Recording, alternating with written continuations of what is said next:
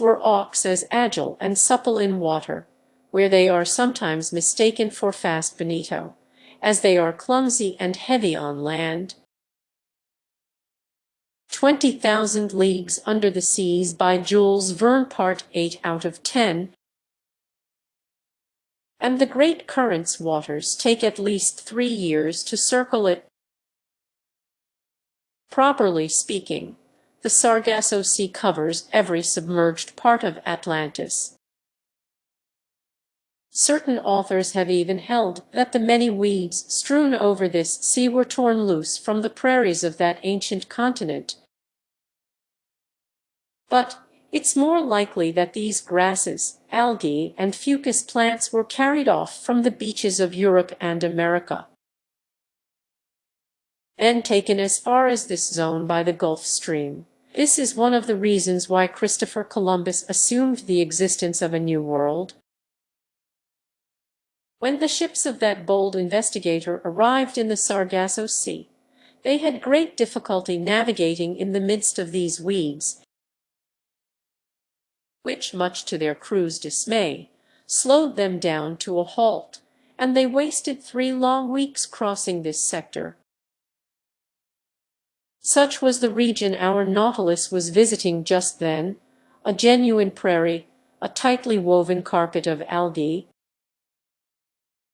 gulfweed, and bladder wrack so dense and compact a craft's stempost couldn't tear through it without difficulty. Accordingly, not wanting to entangle his propeller in this weed-choked mass, Captain Nemo stayed at a depth some meters below the surface of the waves. The name Sargasso comes from the Spanish word sargazo, meaning gulfweed. This gulfweed, the swimming gulfweed or berry carrier, is the chief substance making up this immense shoal. And here's why these water plants collect in this placid Atlantic basin, according to the expert on the subject, Commander Maury, author of The Physical Geography of the Sea.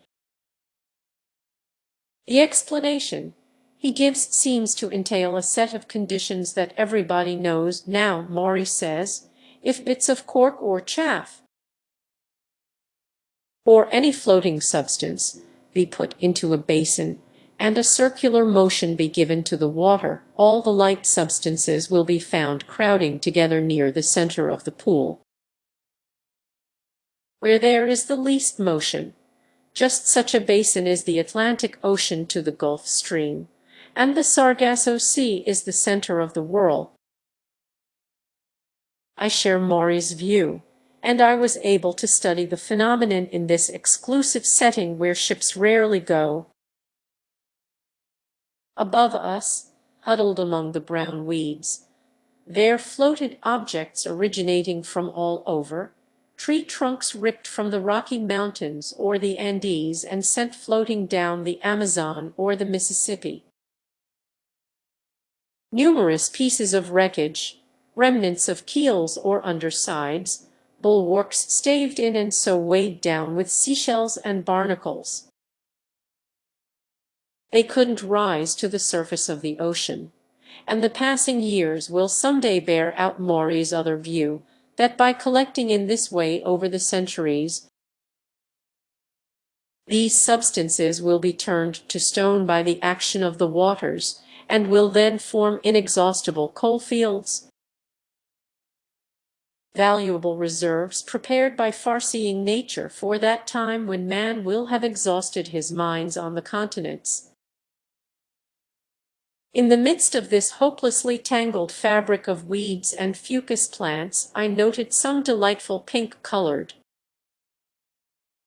star-shaped Alcyon coral, sea anemone trailing the long tresses of their tentacles, some green, red, and blue jellyfish,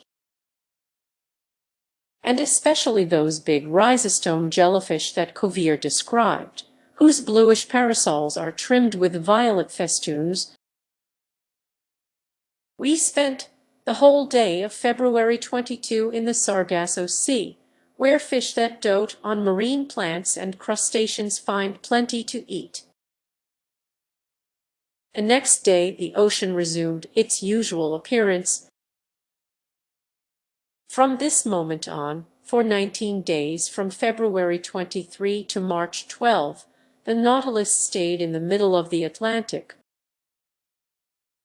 hustling us along at a constant speed of 100 leagues every 24 hours. It was obvious that Captain Nemo wanted to carry out his underwater program, and I had no doubt that he intended, after doubling Cape Horn, to return to the Pacific South Seas. So Ned Land had good reason to worry. In these wide seas empty of islands, it was no longer feasible to jump ship. Nor did we have any way to counter Captain Nemo's whims. We had no choice but to acquiesce, but if we couldn't attain our end through force or cunning, I liked to think we might achieve it through persuasion. Once this voyage was over, might not Captain Nemo consent to set us free in return for our promise never to reveal his existence, our word of honor, which we sincerely would have kept? However, this delicate question would have to be negotiated with the captain. But how would he receive our demands for freedom at the very outset, and in no uncertain terms? Hadn't he declared that the secret of his life required that we be permanently imprisoned on board the Nautilus? Wouldn't he see my 4-month silence as a tacit acceptance of this situation? Would my returning to this subject arouse suspicions that could jeopardize our escape plans? If we had promising circumstances for trying again later on, I weighed all these considerations, turned them over in my mind, submitted them to Conseil, but he was as baffled as I was. In short, although I am not easily discouraged, I realized that my chances of ever seeing my fellow men again were shrinking by the day, especially at a time when Captain Nemo was recklessly racing toward the South Atlantic.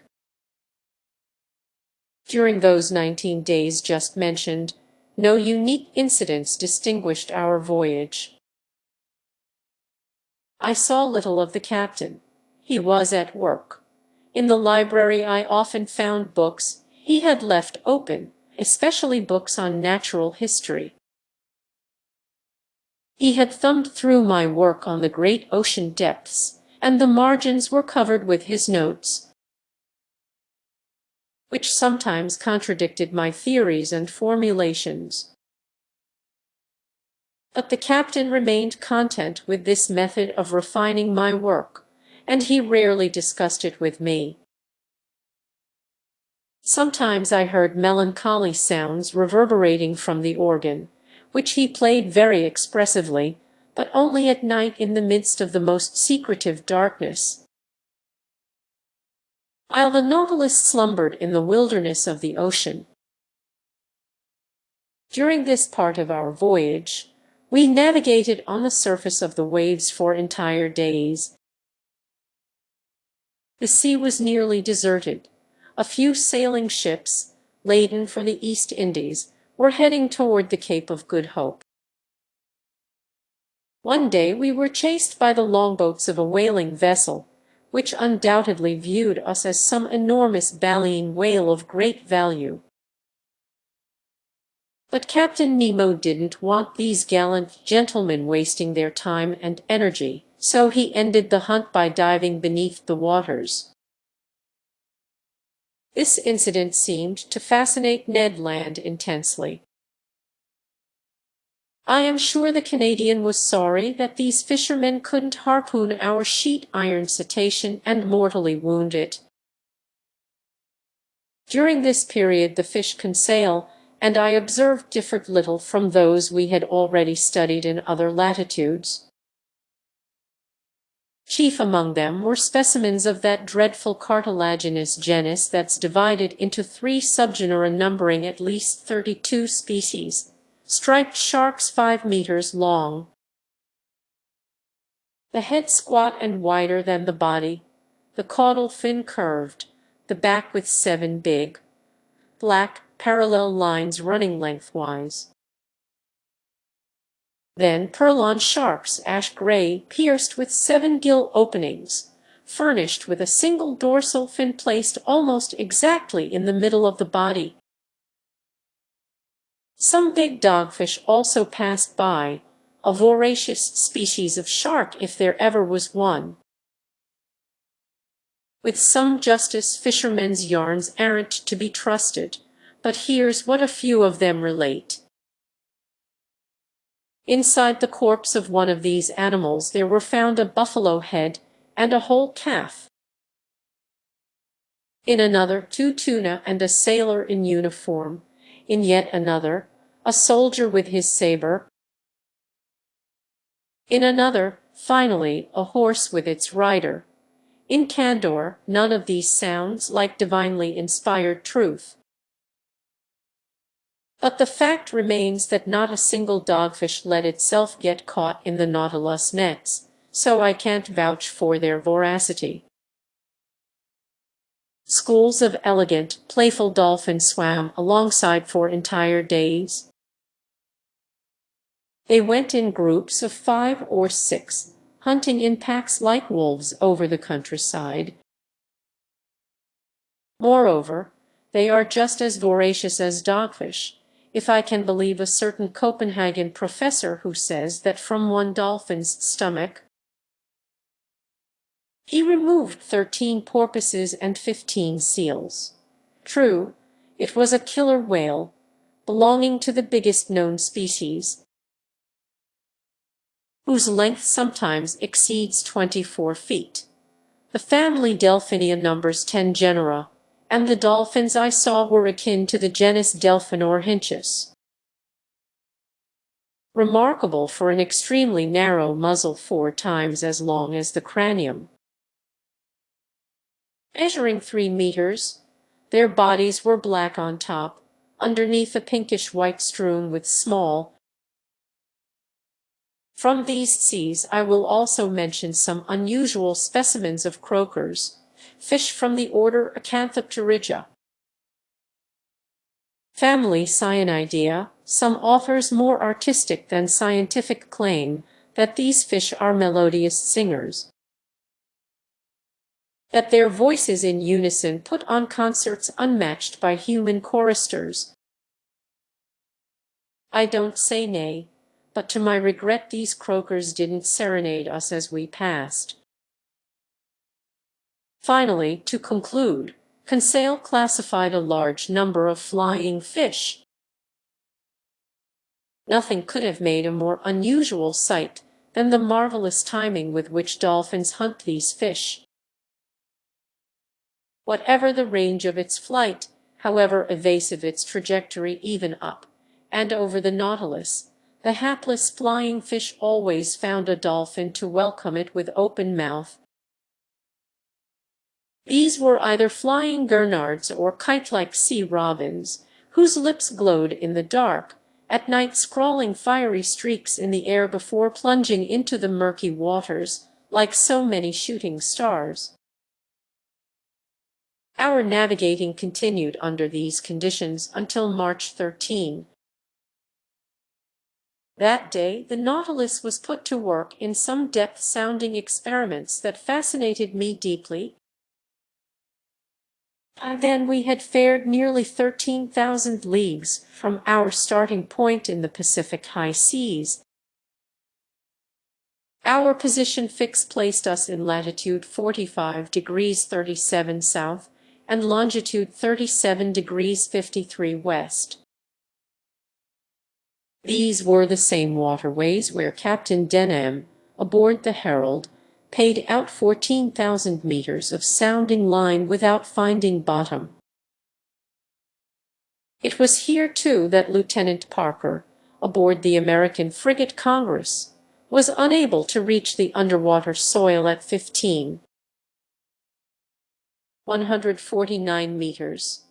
Captain Nemo decided to take his Nautilus down to the lowest depths in order to double-check these different soundings. I got ready to record the results of this experiment. The panels in the lounge opened, and maneuvers began for reaching those strata so prodigiously far removed. It was apparently considered out of the question to dive by filling the ballast tanks. Perhaps they wouldn't sufficiently increase the Nautilus' specific gravity. Moreover, in order to come back up, it would be necessary to expel the excess water, and our pumps might not have been strong enough to overcome the outside pressure. Captain Nemo decided to make for the ocean floor by submerging on an appropriately gradual diagonal with the help of his side fins, which were set at a 45 degrees angle to the Nautilus waterline. Then the propeller was brought to its maximum speed, and its four blades churned the waves with indescribable violence. Under this powerful thrust the Nautilus hull quivered like a resonating cord, and the ship sank steadily under the waters. Stationed in the lounge, the captain and I watched the needle swerving swiftly over the pressure gauge. Soon we had gone below the livable zone where most fish reside. Some of these animals can thrive only at the surface of seas or rivers, but a minority can dwell at fairly great depths. Among the latter I observed a species of dogfish called the cow shark that's equipped with 6 respiratory slits. The telescope fish with its enormous eyes, the armored gurnard with gray thoracic fins plus black pectoral fins and a breastplate protected by pale red slabs of bone. And finally the grenadier, living at a depth of 1,200 meters, by that point tolerating a pressure of 120 atmospheres. I asked Captain Nemo if he had observed any fish at more considerable depths. Fish rarely, he answered me, but given the current state of marine science, who are we to presume? What do we really know of these depths? Just this, Captain. In going toward the ocean's lower strata, we know that vegetable life disappears more quickly than animal life. We know that moving creatures can still be encountered where water plants no longer grow. We know that oysters and pilgrim scallops live in 2,000 meters of water, and that Admiral McClintock, England's hero of the polar seas, pulled in a live sea star from a depth of 2,500 meters. We know that the crew of the Royal Navy's Bulldog fished up a starfish from 2620 fathoms, hence from a depth of more than 1 vertical league. Would you still say, Captain Nemo, that we really know nothing? No, Professor, the captain replied, I wouldn't be so discourteous. Yet, I will ask you to explain how these creatures can live at such depths. I explain it on 2 grounds, I replied. In the first place, because vertical currents, which are caused by differences in the water's salinity and density, can produce enough motion to sustain the rudimentary lifestyles of sea lilies and starfish. True, the captain put in the second place, because oxygen is the basis of life, and we know that the amount of oxygen dissolved in salt water increases rather than decreases with depth, that the pressure in these lower strata helps to concentrate their oxygen content. Oh, we know that, do we? Captain Nemo replied in a tone of mild surprise. Well, Professor, We have good reason to know it because it's the truth. I might add, in fact, that the air bladders of fish contain more nitrogen than oxygen when these animals are caught at the surface of the water, and conversely, more oxygen than nitrogen when they are pulled up from the lower depths, which bears out your formulation. But let's continue our observations. My eyes flew back to the pressure gauge.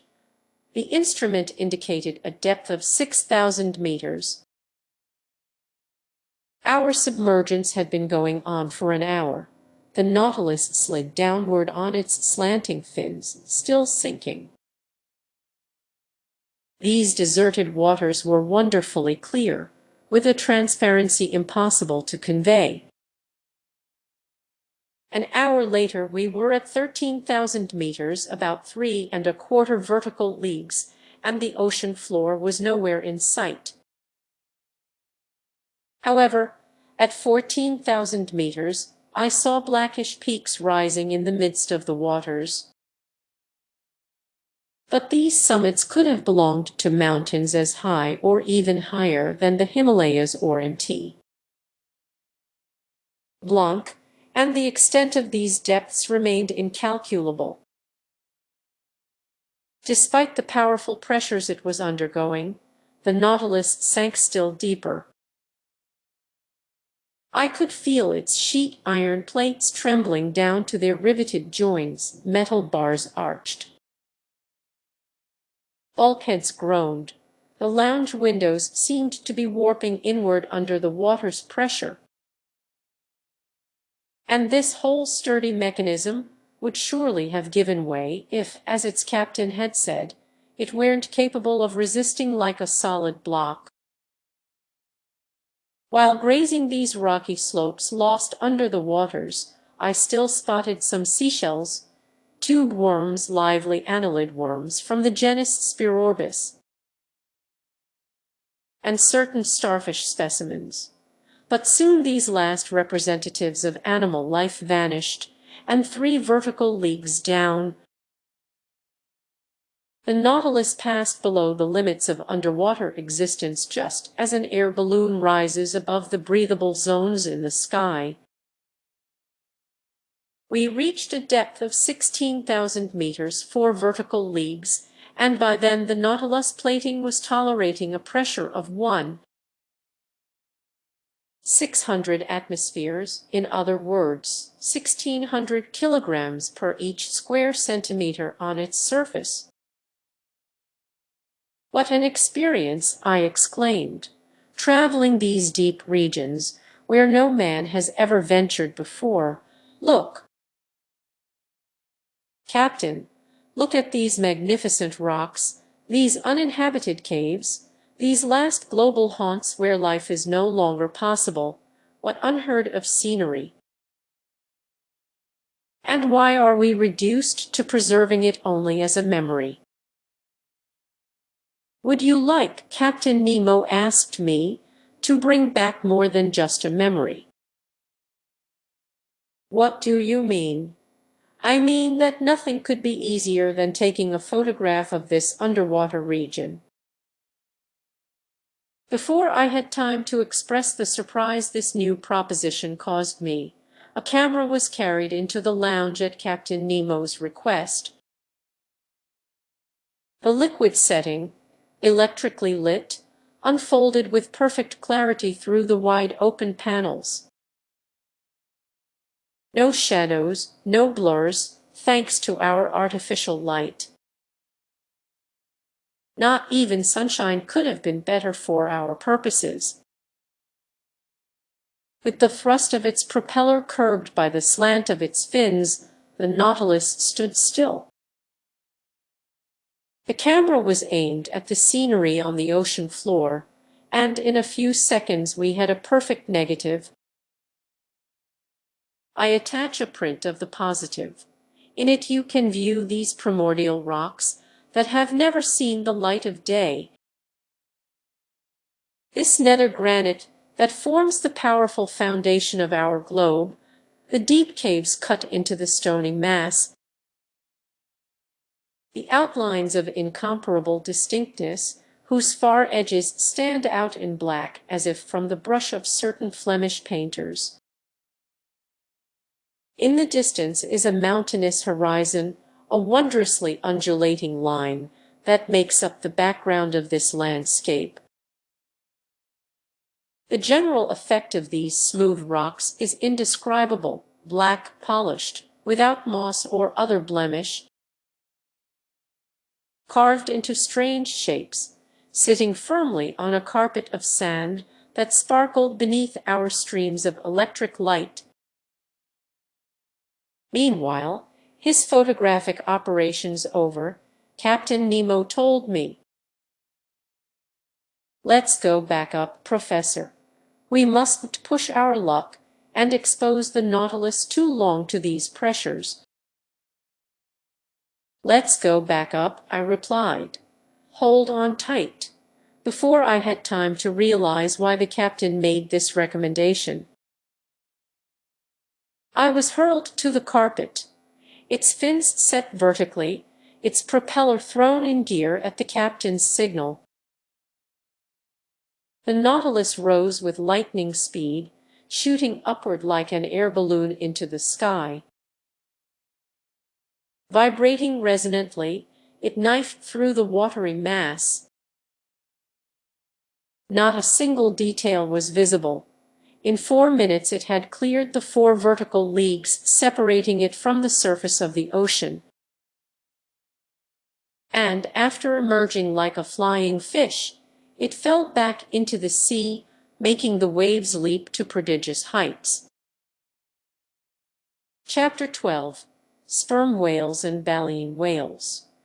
During the night of March 13–14, the Nautilus resumed its southward heading. Once it was abreast of Cape Horn, I thought it would strike west of the Cape, make for Pacific seas, and complete its tour of the world. It did nothing of the sort and kept moving toward the southernmost regions. So where was it bound? The pole. That was insanity. I was beginning to think that the captain's recklessness more than justified Ned Land's worst fears. For a good while the Canadian had said nothing more to me about his escape plans. He had become less sociable, almost sullen. I could see how heavily this protracted imprisonment was weighing on him. I could feel the anger building in him. Whenever he encountered the captain, his eyes would flicker with dark fire. And I was in constant dread that his natural vehemence would cause him to do something rash. That day, March 14, he and Conseil managed to find me in my stateroom. I asked them the purpose of their visit. "To put a simple question to you, sir," the Canadian answered me. "Go on, Ned. How many men do you think are on board the Nautilus?" "I am unable to say, my friend. It seems to me," Ned Land went on, "that it wouldn't take much of a crew to run a ship like this one." "Correct," I replied. "Under existing conditions, some 10 men at the most should be enough to operate it." "All right," the Canadian said. "Then why should there be any more than that?" "Why?" I answered. I stared at Ned Land, whose motives were easy to guess.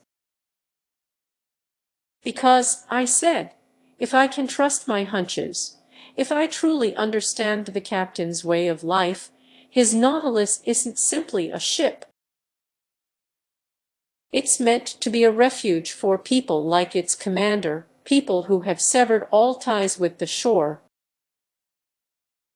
"Perhaps," Conseil said, "but in a nutshell, the Nautilus can hold only a certain number of men, so couldn't master estimate their maximum." "How, Conseil?" By calculating it, Master is familiar with the ship's capacity, hence the amount of air it contains.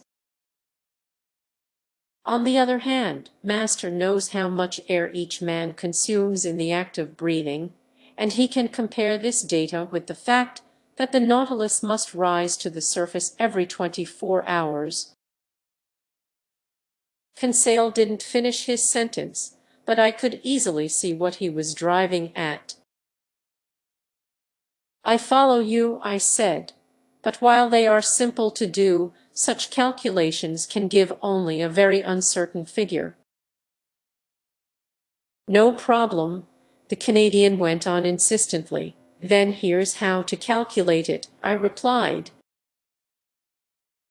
In 1 hour each man consumes the oxygen contained in 100 liters of air, hence during 24 hours the oxygen contained in 400 liters. Therefore, we must look for the multiple of 2400 liters of air that gives us the amount found in the Nautilus. Precisely, Conseil said. "Now then," I went on, "the Nautilus capacity is 1500 metric tons, and that of a ton is 1.0 liters, so the Nautilus holds 1,500,000 liters of air, which, divided by 2400. I did a quick pencil calculation. Gives us the quotient of 625. Which is tantamount to saying that the air contained in the Nautilus would be exactly enough for 625 men over 24 hours.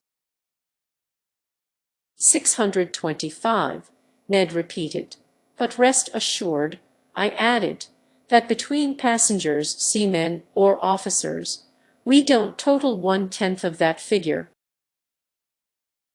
"Which is still too many for 3 men," Conseil muttered.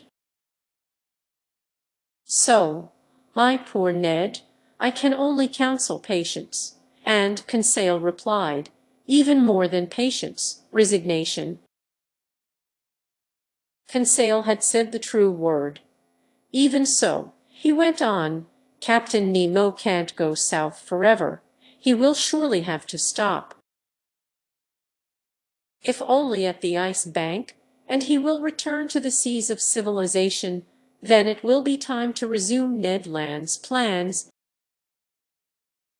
The Canadian shook his head, passed his hand over his brow, made no reply, and left us. "With Master's permission, I will make an observation to him," Conseil then told me. "Our poor Ned broods about all the things he can't have. He's haunted by his former life. He seems to miss everything that's denied us. He's obsessed by his old memories, and it's breaking his heart. We must understand him. What does he have to occupy him here? Nothing. He isn't a scientist like Master, and he doesn't share our enthusiasm for the sea's wonders. He would risk anything just to enter a tavern in his own country. To be sure, the monotony of life on board must have seemed unbearable to the Canadian, who was accustomed to freedom and activity. It was a rare event that could excite him. That day, however, a development occurred that reminded him of his happy years as a harpooner. Near 11 o'clock in the morning, while on the surface of the ocean, the Nautilus fell in with a herd of baleen whales. This encounter didn't surprise me, because I knew these animals were being hunted so relentlessly that they took refuge in the ocean basins of the high latitudes. In the maritime world and in the realm of geographic exploration, whales have played a major role. This is the animal that first dragged the Basques in its wake, then Asturian Spaniards, Englishmen, and Dutchmen. emboldening them against the ocean's perils, and leading them to the ends of the earth. Baleen whales like to frequent the southernmost and northernmost seas. Old legends even claim that these cetaceans led fishermen to within a mere 7 leagues of the North Pole. Although this feat is fictitious, it will someday come true, because it's likely that by hunting whales in the Arctic or Antarctic regions, man will finally reach this unknown spot on the globe. We were seated on the platform next to a tranquil sea. The month of March, since it's the equivalent of October in these latitudes, was giving us some fine autumn days. It was the Canadian on this topic, he was never mistaken, who sighted a baleen whale on the eastern horizon. If you looked carefully, you could see its blackish back alternately rise and fall above the waves, 5 miles from the Nautilus. "Wow," Ned Land exclaimed. "If I were on board a whaler, there's an encounter that would be great fun. That's one big animal. Look how high its blowholes are, spouting all that air and steam. Damnation! Why am I chained to this hunk of sheet iron?" "Why, Ned," I replied, "you still aren't over your old fishing urges." How could a whale fisherman forget his old trade, sir? Who could ever get tired of such exciting hunting? "You've never fished these seas, Ned." "Never, sir, just the northernmost seas, equally in the Bering Strait and the Davis Strait." "So the southern right whale is still unknown to you?" "Until now it's the bowhead whale you've hunted, and it won't risk going past the warm waters of the equator." "Oh, Professor, what are you feeding me?" the Canadian answered in a tolerably skeptical tone. "I am feeding you the facts, by thunder. In '65, just 2.5 years ago, I to whom you speak, I myself stepped onto the carcass of a whale near Greenland, and its flank still carried the marked harpoon of a whaling ship from the Bering Sea. Now I ask you, after it had been wounded west of America, how could this animal be killed in the east? Unless it had cleared the equator and doubled Cape Horn or the Cape of Good Hope." "I agree with our friend Ned," Conseil said, "and I am waiting to hear how Master will reply to him." "Master will reply, my friends, that baleen whales are localized, according to species, within certain seas that they never leave. And if one of these animals went from the Bering Strait to the Davis Strait, it's quite simply because there's some passageway from the one sea to the other, either along the coasts of Canada or Siberia. You expect us to fall for that?" the Canadian asked, tipping me a wink. "If Master says so," Conseil replied. "Which means," the Canadian went on, "since I've never fished these waterways, I don't know the whales that frequent them. That's what I've been telling you, Ned." "All the more reason to get to know them," Conseil answered. "Look, look," the Canadian exclaimed, his voice full of excitement. "It's approaching. It's coming toward us. It's thumbing its nose at me. It knows I can't do a blessed thing to it." Ned stamped his foot, brandishing an imaginary harpoon.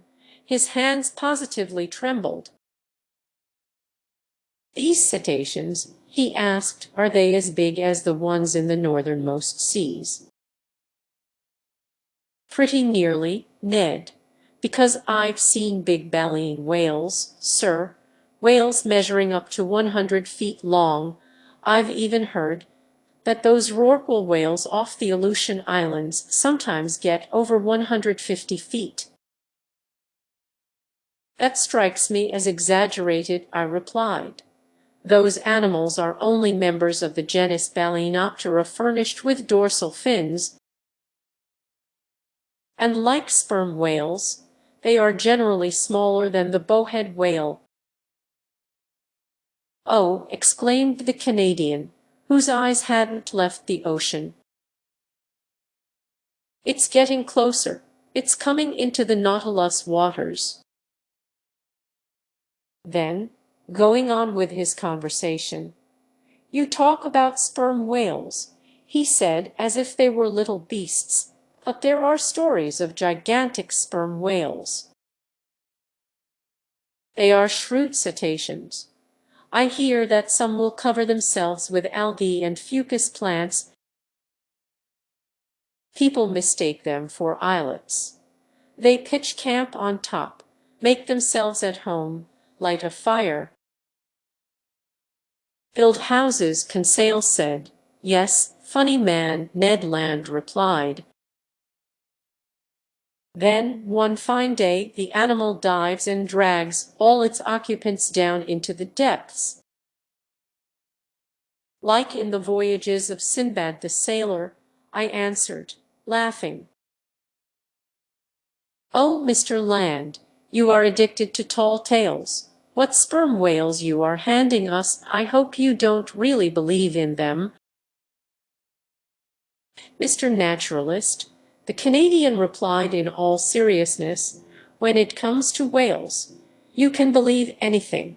Look at that one move. Look at it stealing away. People claim these animals can circle around the world in just 15 days.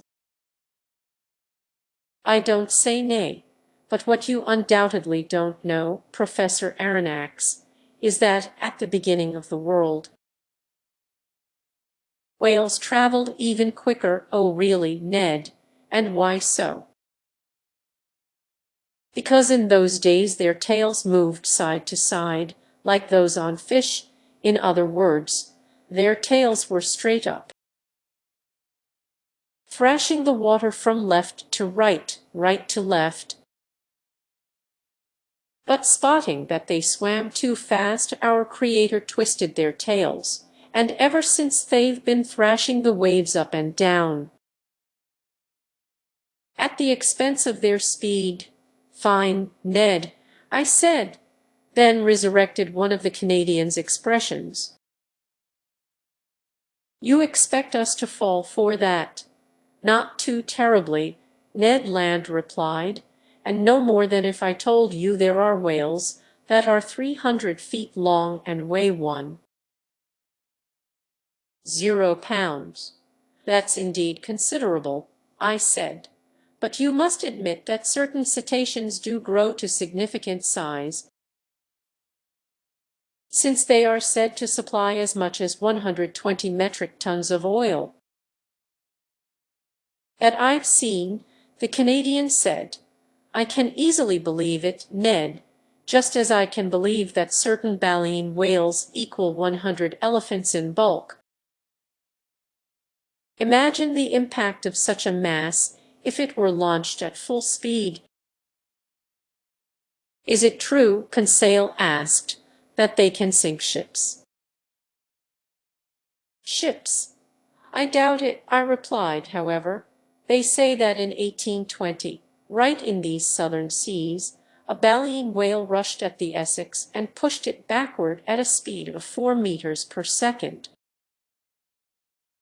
Its stern was flooded, and the Essex went down fast." Ned looked at me with a bantering expression. "Speaking for myself," he said, "I once got walloped by a whale's tail in my longboat. Needless to say, my companions and I were launched to an altitude of 6 meters. But next to the professor's whale, mine was just a baby." "Do these animals live a long time?" Conseil asked. "1,000 years. The Canadian replied without hesitation. And how, Ned? I asked. Do you know that's so? Because people say so? And why do people say so? Because people know so. No, Ned, people don't know so. They suppose so. And here's the logic with which they back up their beliefs. When fishermen first hunted whales 400 years ago, these animals grew to bigger sizes than they do today. Reasonably enough, it's assumed that today's whales are smaller because they haven't had time to reach their full growth.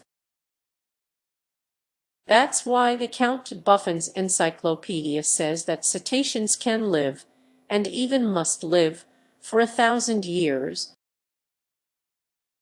You understand. Ned Land didn't understand. He no longer even heard me. That baleen whale kept coming closer. His eyes devoured it. Oh, he exclaimed. It's not just one whale. It's 10, 20, a whole gam. And I can't do a thing. I am tied hand and foot.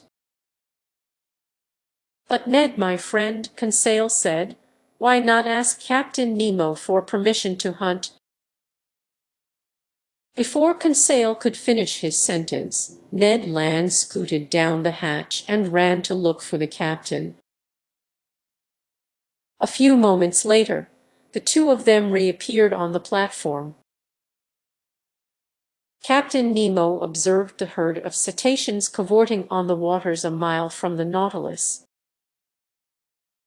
They are southern right whales, he said. There goes the fortune of a whole whaling fleet. Well, sir, the Canadian asked, could I hunt them? Just so I don't forget my old harpooning trade. Hunt them? What for? Captain Nemo replied. Simply to destroy them. We have no use for whale oil on this ship. But, sir, the Canadian went on, in the Red Sea you authorized us to chase a dugong.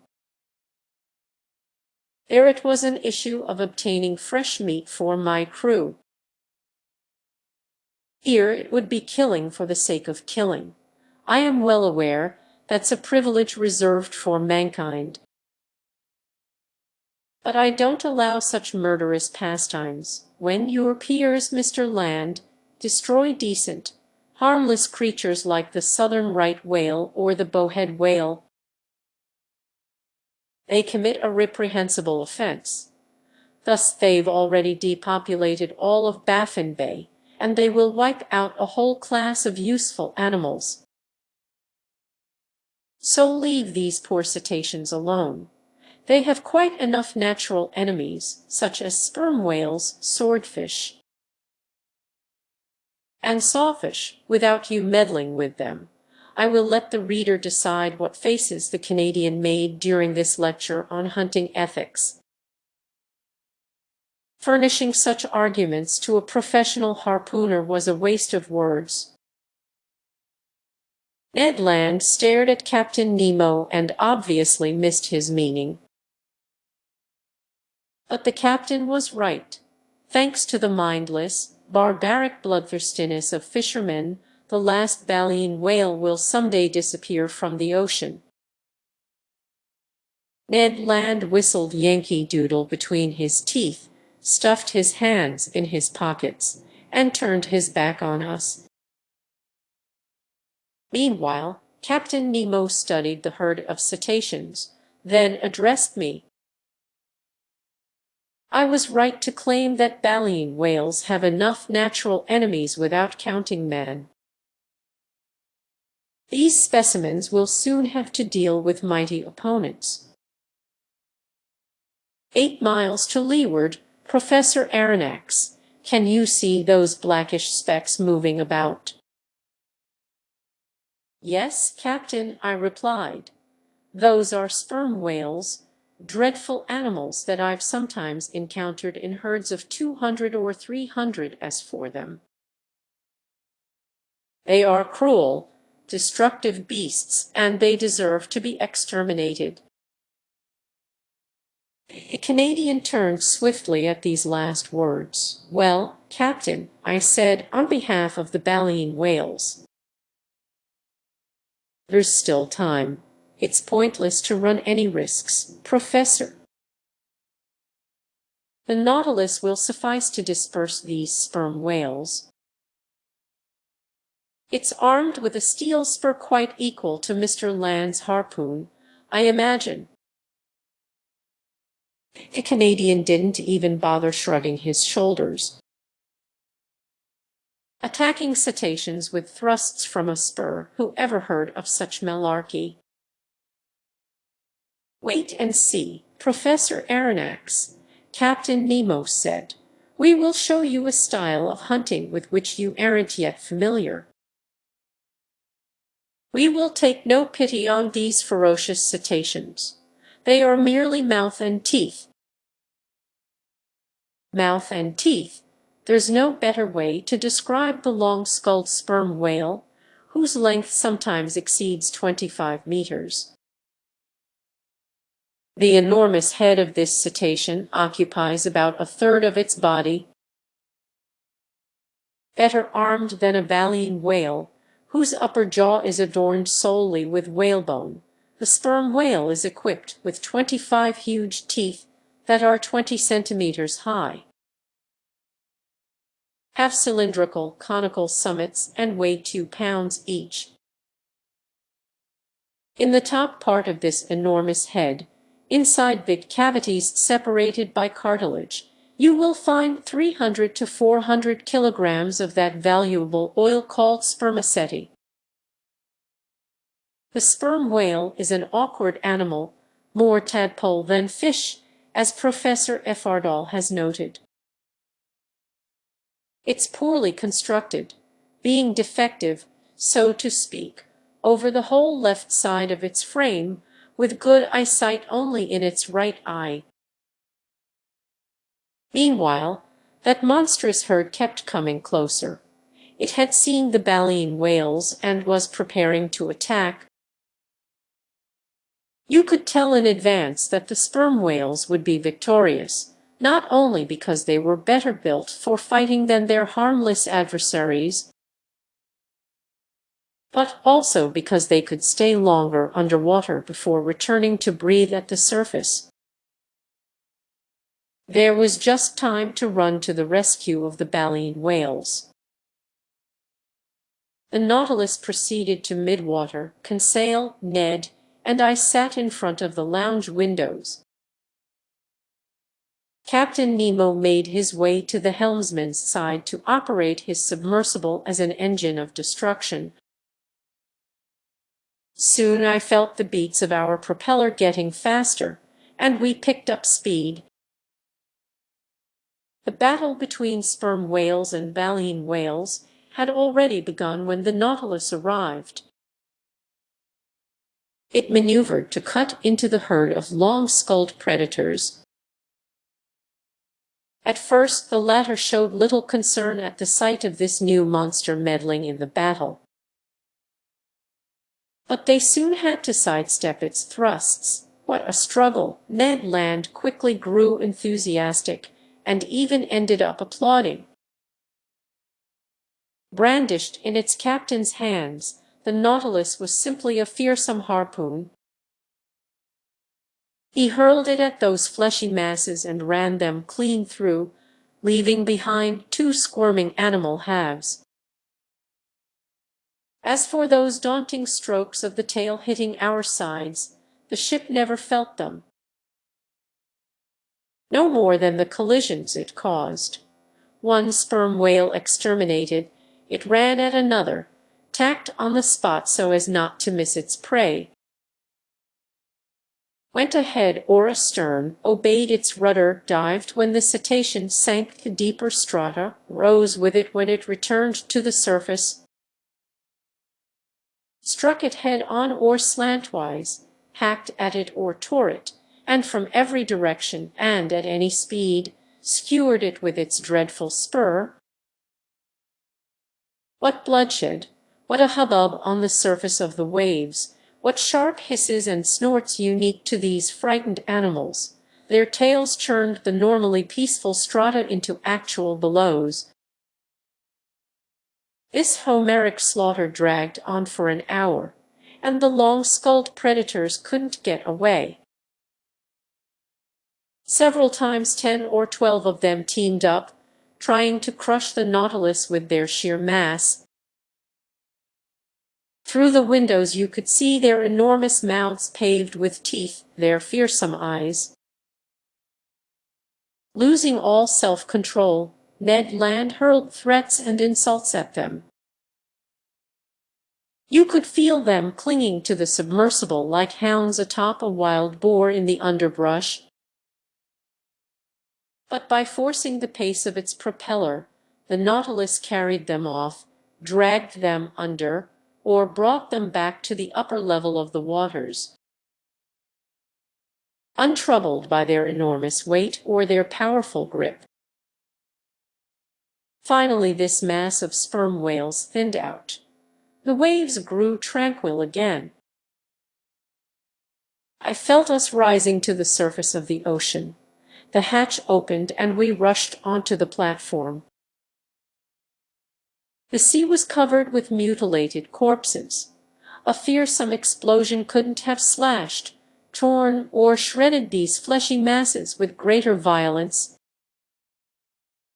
We were floating in the midst of gigantic bodies, bluish on the back, whitish on the belly, and all deformed by enormous protuberances. A few frightened sperm whales were fleeing toward the horizon. The waves were dyed red over an area of several miles, and the Nautilus was floating in the middle of a sea of blood. Captain Nemo rejoined us. "Well, Mr. Land," he said. "Well, sir," replied the Canadian, whose enthusiasm had subsided. "It's a dreadful sight for sure, but I am a hunter, not a butcher, and this is plain butchery." "It was a slaughter of destructive animals," the captain replied, "and the Nautilus is no butcher knife." "I prefer my harpoon," the Canadian answered. "To each his own," the captain replied, staring intently at Ned Land. I was in dread the latter would give way to some violent outburst that might have had deplorable consequences. But his anger was diverted by the sight of a baleen whale that the Nautilus had pulled alongside of just then. This animal had been unable to escape the teeth of those sperm whales.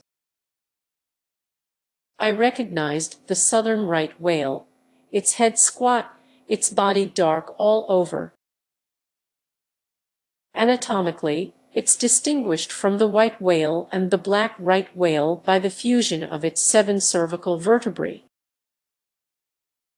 And it numbers 2 more ribs than its relatives. Floating on its side, its belly riddled with bites, the poor cetacean was dead. Still hanging from the tip of its mutilated fin was a little baby whale that it had been unable to rescue from the slaughter. Its open mouth let water flow through its whalebone like a murmuring surf. Captain Nemo guided the Nautilus next to the animal's corpse. 2 of his men climbed onto the whale's flank, and to my astonishment, I saw them draw from its udders all the milk they held. In other words, enough to fill 2 or 3 casks. The captain offered me a cup of this still warm milk. I couldn't help showing my distaste for such a beverage. He assured me that this milk was excellent, no different from cow's milk. I sampled it and agreed. So this milk was a worthwhile reserve ration for us, because in the form of salt, butter, or cheese, it would provide a pleasant change of pace from our standard fare. From that day on, I noted with some uneasiness that Ned Land's attitudes toward Captain Nemo grew worse and worse, and I decided to keep a close watch on the Canadian's movements and activities. Chapter 13. The Ice Bank. The Nautilus resumed its unruffled southbound heading. It went along the 50th meridian with considerable speed. Would it go to the pole? I didn't think so, because every previous attempt to reach this spot on the globe had failed. Besides, the season was already quite advanced, since March 13 on Antarctic shores corresponds with September 13 in the northernmost regions, which marks the beginning of the equinoctial period. On March 14 at latitude 55 degrees, I spotted floating ice, plain pale bits of rubble 20 to 25 feet long, which formed reefs over which the sea burst into foam. The Nautilus stayed on the surface of the ocean. Having fished in the Arctic seas, Ned Land was already familiar with the sight of icebergs. Conseil and I were marveling at them for the first time. In the sky toward the southern horizon, there stretched a dazzling white band. English whalers have given this the name ice blink. No matter how heavy the clouds may be, they can't obscure this phenomenon. It announces the presence of a pack or shoal of ice. Indeed, larger blocks of ice soon appeared, their brilliance varying at the whim of the mists. Some of these masses displayed green veins, as if scrawled with undulating lines of copper sulfate. Others looked like enormous amethysts, letting the light penetrate their insides. The latter reflected the sun's rays from the thousand facets of their crystals. The former, tinted with a bright limestone sheen, would have supplied enough building material to make a whole marble town. The farther down south we went, the more these floating islands grew in numbers and prominence. Polar birds nested on them by the thousands. These were petrels, Cape pigeons, or puffins, and their calls were deafening. Mistaking the Nautilus for the corpse of a whale, some of them alighted on it and prodded its resonant sheet iron with pecks of their beaks. During this navigating in the midst of the ice, Captain Nemo often stayed on the platform. He observed these deserted waterways carefully. I saw his calm eyes sometimes perk up. In these polar seas forbidden to man, did he feel right at home, the lord of these unreachable regions? Perhaps.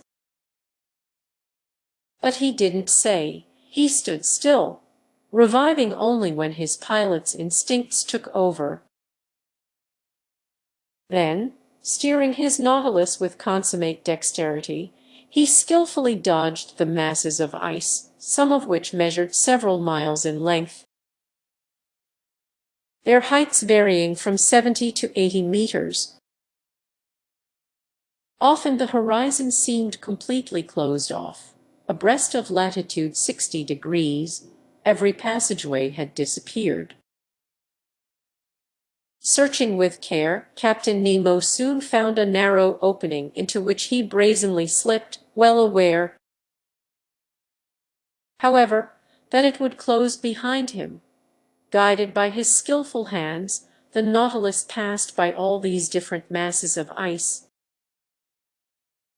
which are classified by size and shape with a precision that enraptured Conseil, icebergs or mountains, ice fields or smooth, limitless tracts, drift ice or floating flows, packs or broken tracts, called patches when they are circular, and streams when they form long strips. The temperature was fairly low. Exposed to the outside air, the thermometer marked 2 degrees to 3 degrees centigrade. But we were warmly dressed in furs, for which seals and aquatic bears had paid the price. Evenly heated by all its electric equipment, the Nautilus interior defied the most intense cold. Moreover, to find a bearable temperature, the ship had only to sink just a few meters beneath the waves. 2 months earlier we would have enjoyed perpetual daylight in this latitude, but night already fell for 3 or 4 hours. And later it would cast 6 months of shadow over these circumpolar regions.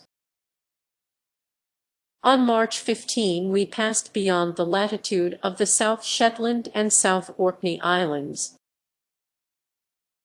The captain told me that many tribes of seals used to inhabit these shores, but English and American whalers,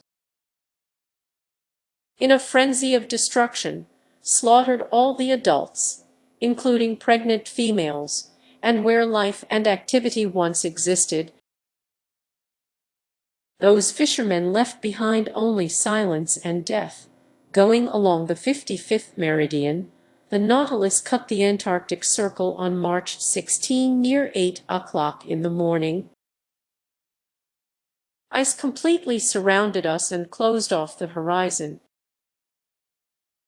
Nevertheless, Captain Nemo went from passageway to passageway, always proceeding south. "But where's he going?" I asked. "Straight ahead," Conseil replied. "Ultimately, when he can't go any farther, he will stop." "I wouldn't bet on it," I replied. And in all honesty, I confess that this venturesome excursion was far from displeasing to me. I can't express the intensity of my amazement at the beauties of these new regions. The ice struck superposes. Here, its general effect suggested an oriental town with countless minarets and mosques. There, a city in ruins, flung to the ground by convulsions in the earth. These views were varied continuously by the sun's oblique rays, or were completely swallowed up by gray mists in the middle of blizzards. Then explosions, cave-ins, and great iceberg somersaults would occur all around us, altering the scenery like the changing landscape in a diorama. If the Nautilus was submerged during these losses of balance, we heard the resulting noises spread under the waters with frightful intensity.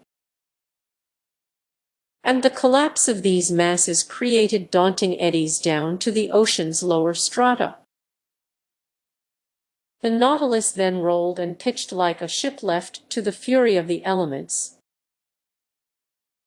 Often, no longer seeing any way out, I thought we were imprisoned for good, but Captain Nemo, guided by his instincts,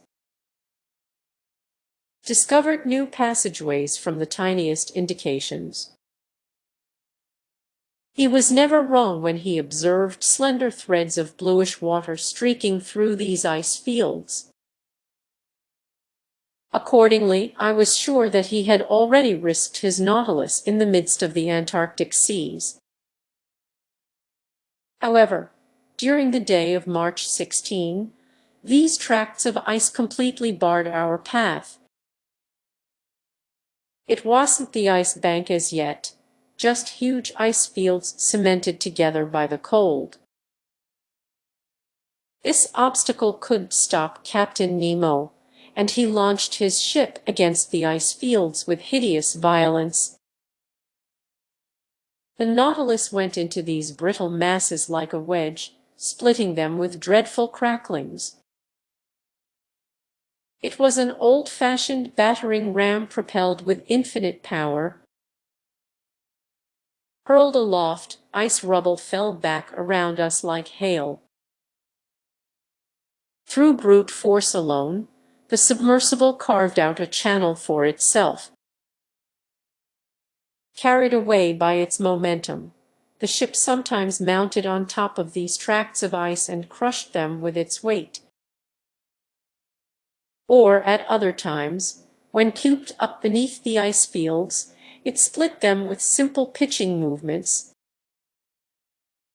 creating wide punctures. Violent squalls assaulted us during the daytime. Thanks to certain heavy mists, we couldn't see from one end of the platform to the other. The wind shifted abruptly to every point on the compass. The snow was piling up in such packed layers, it had to be chipped loose with blows from picks. Even in a temperature of merely 5 degrees centigrade, every outside part of the Nautilus was covered with ice. A ship's rigging would have been unusable, because all its tackle would have jammed in the grooves of the pulleys. Only a craft without sails, driven by an electric motor that needed no coal, could face such high latitudes. Under these conditions, the barometer generally stayed quite low. It fell as far as 73.5 centimeters. Our compass indications no longer offered any guarantees. The deranged needles would mark contradictory directions as we approached the southern magnetic pole, which doesn't coincide with the South Pole proper. In fact, according to the astronomer Hanstein, this magnetic pole is located fairly close to latitude 70 degrees and longitude 130 degrees,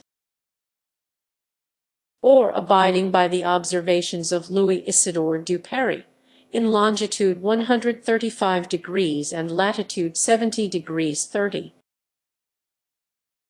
Hence, we had to transport compasses to different parts of the ship, take many readings, and strike an average. Often we could chart our course only by guesswork, a less than satisfactory method in the midst of these winding passageways whose landmarks change continuously. At last, on March 18, after 20 futile assaults, the Nautilus was decisively held in check.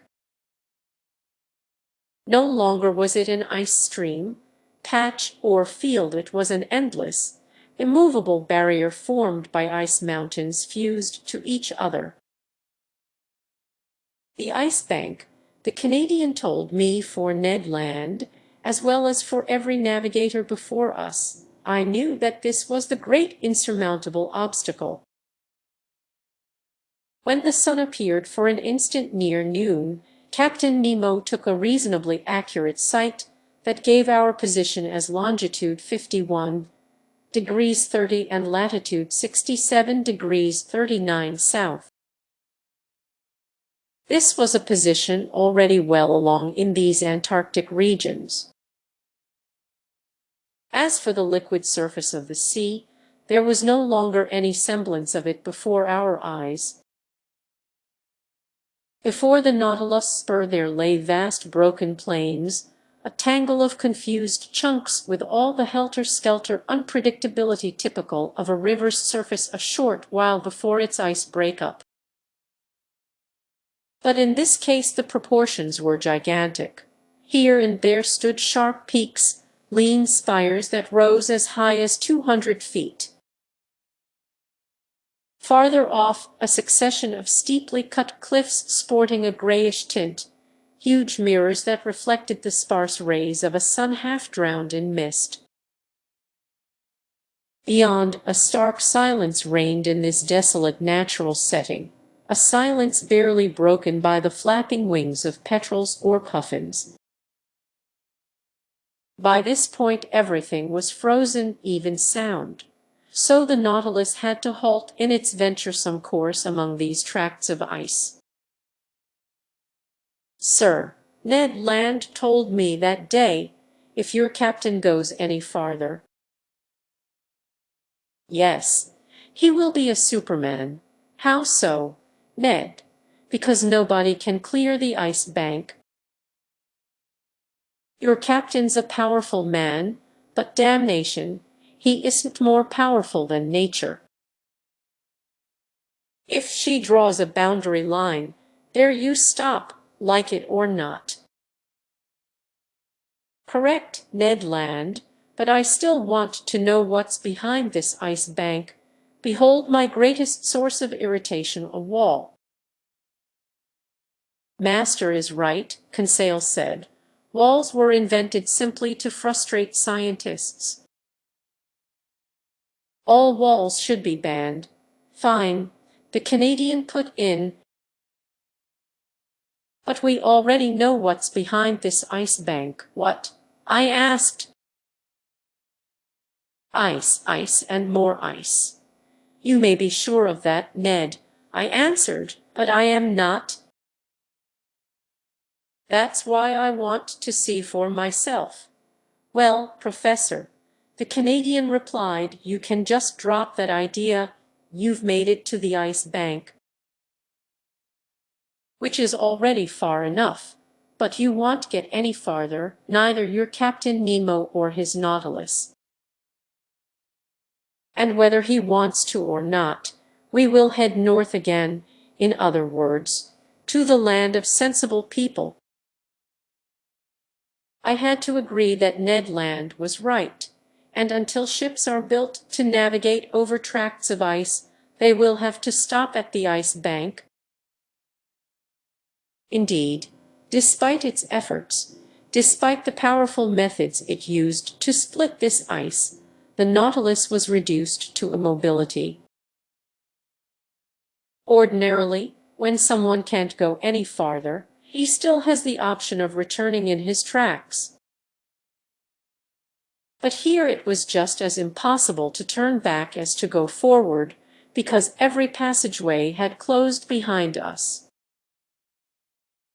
And if our submersible remained even slightly stationary, it would be frozen in without delay. Which is exactly what happened near 2 o'clock in the afternoon, and fresh ice kept forming over the ship's sides with astonishing speed. I had to admit that Captain Nemo's leadership had been most injudicious. Just then I was on the platform, observing the situation for some while. The captain said to me, "Well, Professor, what think you?" "I think we are trapped, Captain." "Trapped? What do you mean?" "I mean we can't go forward, backward, or sideways." "I think that's the standard definition of trapped, at least in the civilized world." "So, Professor Aronnax, you think the Nautilus won't be able to float clear?" "Only with the greatest difficulty, Captain, since the season is already too advanced for you to depend on an ice breakup." "Oh, Professor," Captain Nemo replied in an ironic tone, "you never change. You see only impediments and obstacles. I promise you. Not only will the Nautilus float clear, it will go farther still." "Farther south?" I asked, gaping at the captain. "Yes, sir. It will go to the pole." "To the pole?" I exclaimed, unable to keep back a movement of disbelief. "Yes," the captain replied coolly, "the Antarctic pole, that unknown spot crossed by every meridian on the globe. As you know, I do whatever I like with my Nautilus." Yes, I did know that. I knew this man was daring to the point of being foolhardy. But to overcome all the obstacles around the South Pole, even more unattainable than the North Pole, which still hadn't been reached by the boldest navigators, wasn't this an absolutely insane undertaking? 1. that could occur only in the brain of a madman. It then dawned on me to ask Captain Nemo if he had already discovered this pole, which no human being had ever trod underfoot. "No, sir," he answered me, "but we will discover it together. Where others have failed, I will succeed. Never before has my Nautilus cruised so far into these southernmost seas. But I repeat, it will go farther still. I should like to believe you, Captain," I went on in a tone of some sarcasm. "Oh, I do believe you. Let's forge ahead. There are no obstacles for us. Let's shatter this ice bank. Let's blow it up. And if it still resists, let's put wings on the Nautilus and fly over it." "Over it, Professor," Captain Nemo replied serenely. "No, not over it, but under it." "Under it!" I exclaimed. A sudden insight into Captain Nemo's plans had just flashed through my mind. I understood. The marvelous talents of his Nautilus would be put to work once again in this superhuman undertaking. "I can see we are starting to understand each other, Professor," Captain Nemo told me with a half-smile. "You already glimpse the potential myself. I should say the success of this attempt. Maneuvers that aren't feasible for an ordinary ship are easy for the Nautilus. If a continent emerges at the pole, we will stop at that continent. But, on the other hand, if open sea washes the pole, we will go to that very place." "Right," I said, carried away by the captain's logic, "even though the surface of the sea has solidified into ice. Its lower strata are still open, thanks to that divine justice that puts the maximum density of salt water 1 degree above its freezing point. And if I am not mistaken, the submerged part of this ice bank is in a 4-to-1 ratio to its emerging part." "Very nearly, Professor. For each foot of iceberg above the sea, there are 3 more below. Now then, since these ice mountains don't exceed a height of 100 meters, they sink only to a depth of 300 meters. And what are 300 meters to the Nautilus? A mere nothing, sir. We could even go to greater depths and find that temperature layer common to all ocean water, and there we should brave with impunity the 30 degrees or 40 degrees cold on the surface."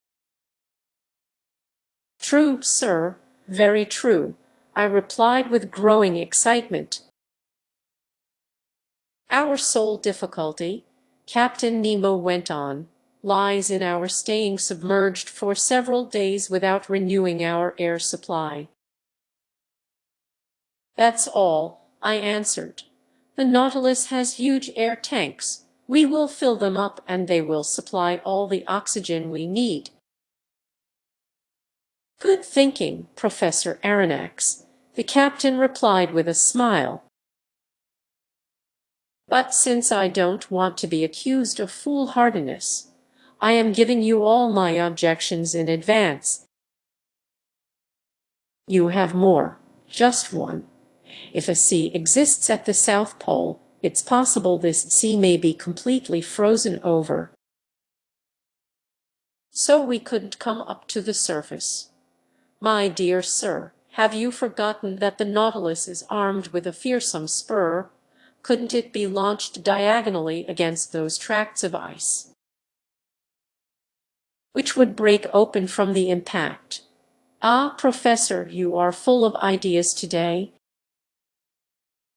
"Besides, Captain," I added with still greater enthusiasm, "why wouldn't we find open sea at the South Pole just as at the North Pole? The cold temperature poles and the geographical poles don't coincide in either the northern or southern hemispheres. And until proof to the contrary, we can assume these two spots on the Earth feature either a continent or an ice-free ocean. I think as you do, Professor Aronnax, Captain Nemo replied.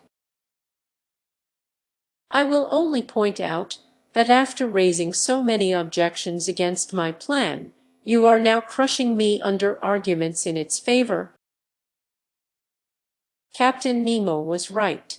I was outdoing him in daring. It was I who was sweeping him to the pole. I was leading the way, I was out in front. But no, you silly fool, Captain Nemo already knew the pros and cons of this question. And it amused him to see you flying off into impossible fantasies. Nevertheless, he didn't waste an instant. At his signal, the chief officer appeared. The two men held a quick exchange in their incomprehensible language, and either the chief officer had been alerted previously or he found the plan feasible. Because he showed no surprise.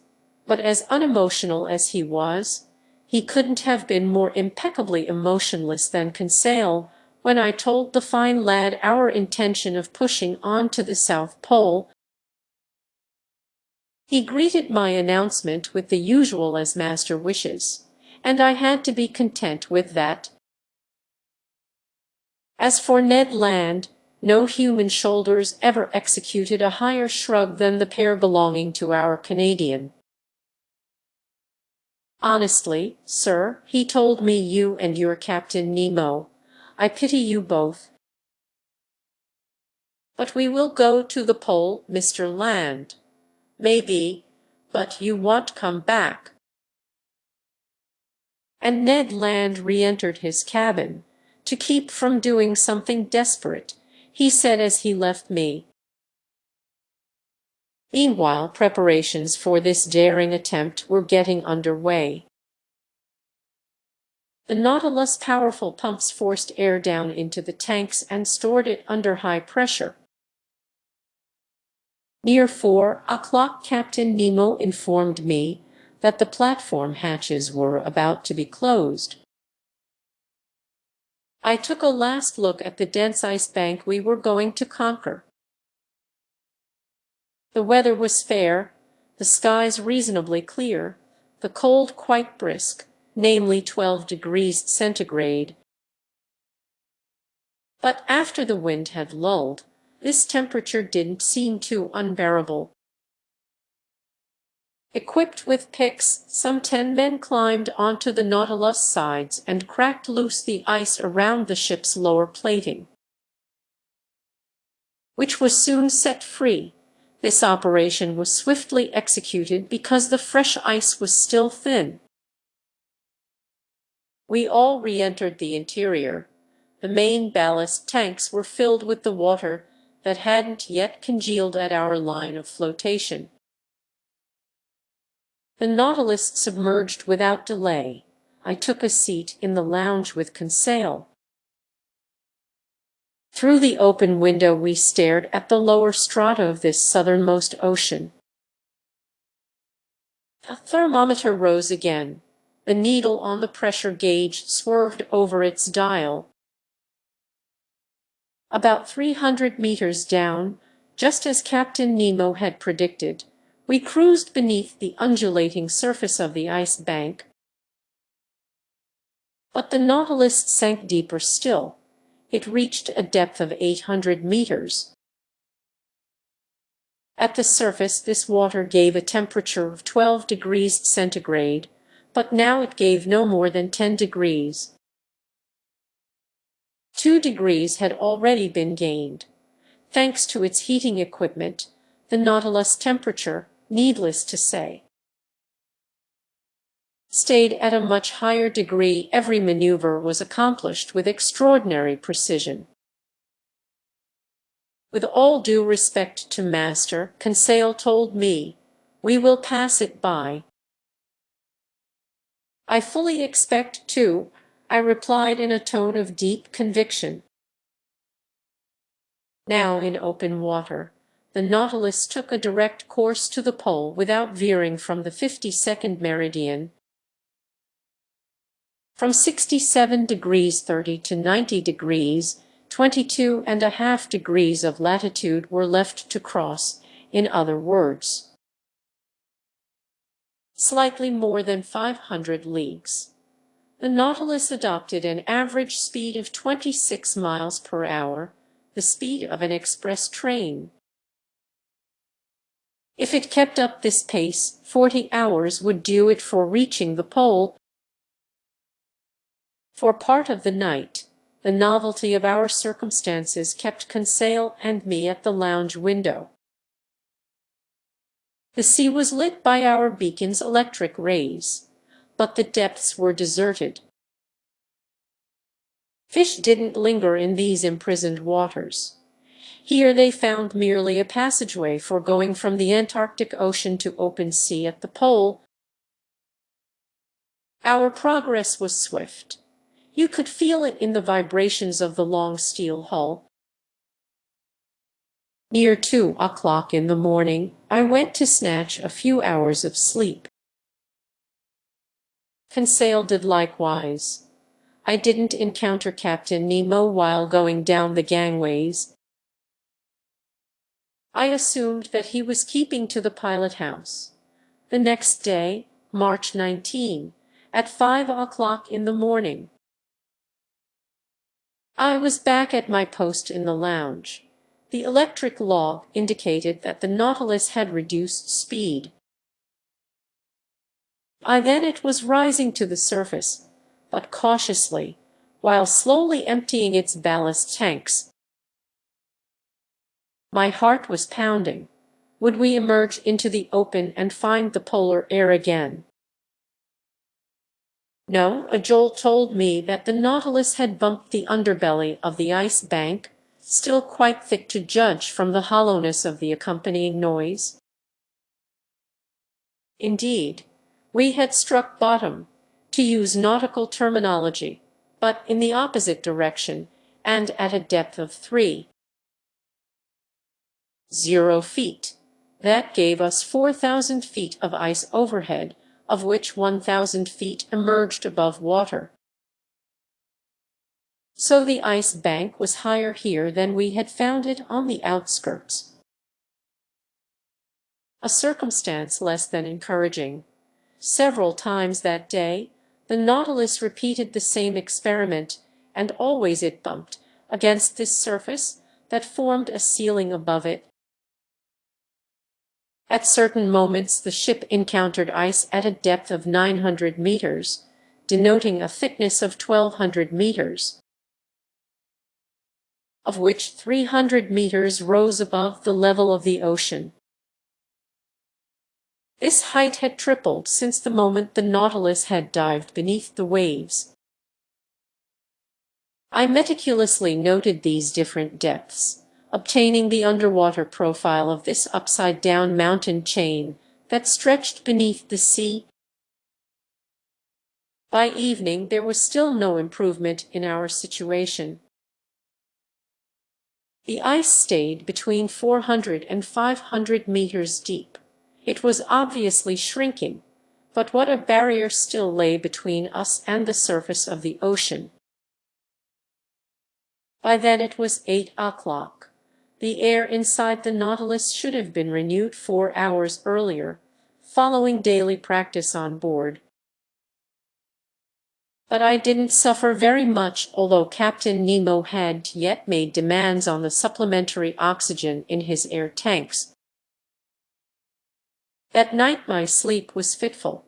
Hope and fear besieged me by turns. I got up several times. The Nautilus continued groping.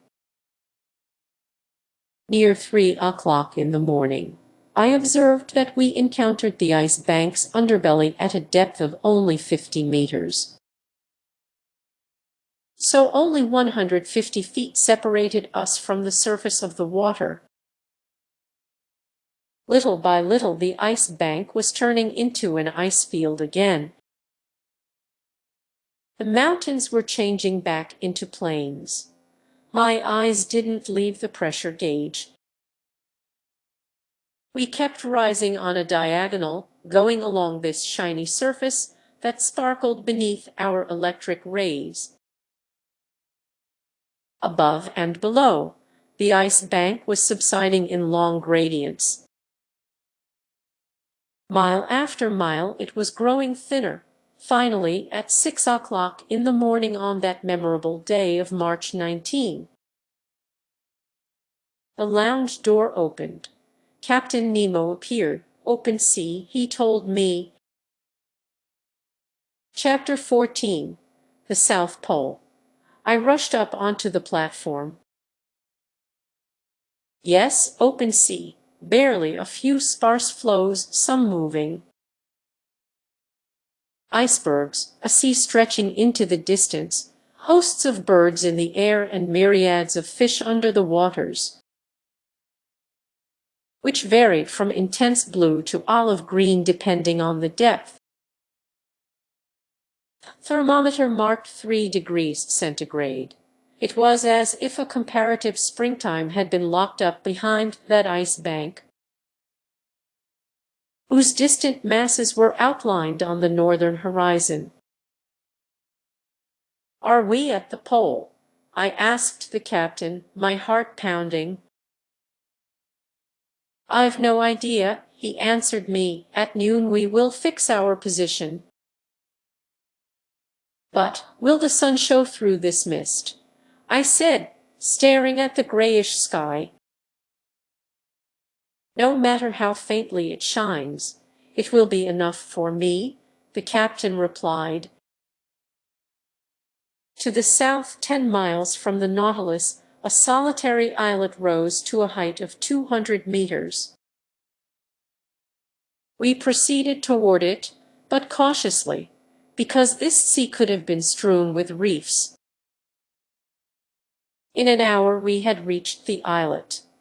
2 hours later, we had completed a full circle around it. It measured 4 to 5 miles in circumference. A narrow channel separated it from a considerable shore, perhaps a continent whose limits we couldn't see.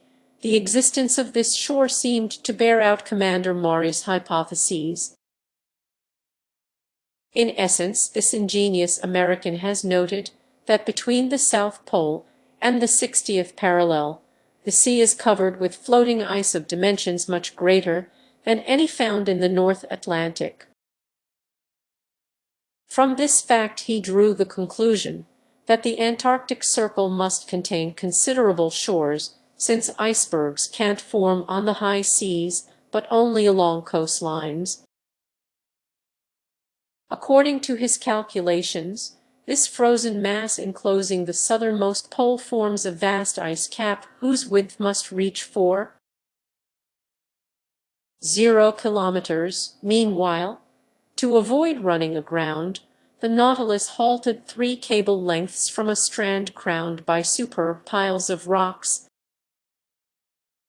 The skiff was launched to sea. 2 crewmen carrying instruments, the captain, Conseil, and I were on board. It was 10 o'clock in the morning. I hadn't seen Ned Land. No doubt, in the presence of the South Pole, the Canadian hated having to eat his words. A few strokes of the oar brought the skiff to the sand, where it ran aground. Just as Conseil was about to jump ashore, I held him back. "Sir," I told Captain Nemo, "to you belongs the honor of first setting foot on this shore." "Yes, sir," the captain replied, "and if I have no hesitation in treading this polar soil, it's because no human being until now has left a footprint here." So saying, he leaped lightly onto the sand. His heart must have been throbbing with intense excitement. He scaled an overhanging rock that ended in a small promontory, and there, mute and motionless, with crossed arms and blazing eyes, he seemed to be laying claim to these southernmost regions. After spending 5 minutes in this trance, he turned to us. "Whenever you are ready, sir," he called to me. I got out, Conseil at my heels, leaving the two men in the skiff. Over an extensive area, the soil consisted of that igneous gravel called tuff, reddish in color as if made from crushed bricks.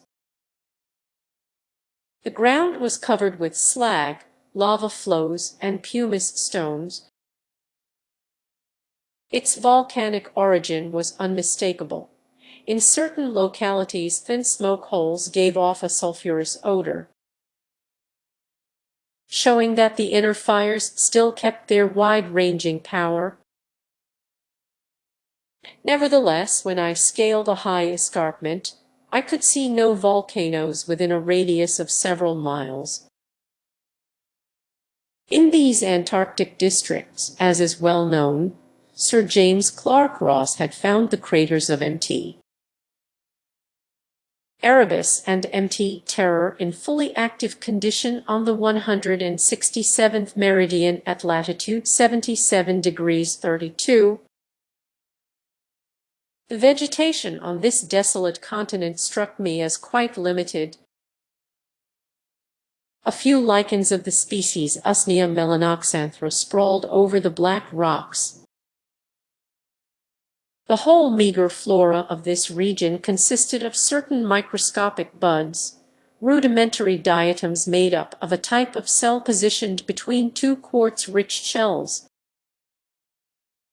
plus long purple and crimson fucus plants, buoyed by small air bladders and washed up on the coast by the surf. The beach was strewn with mollusks, small mussels, limpets, smooth heart-shaped cockles, and especially some sea butterflies with oblong, membrane-filled bodies whose heads are formed from two rounded lobes.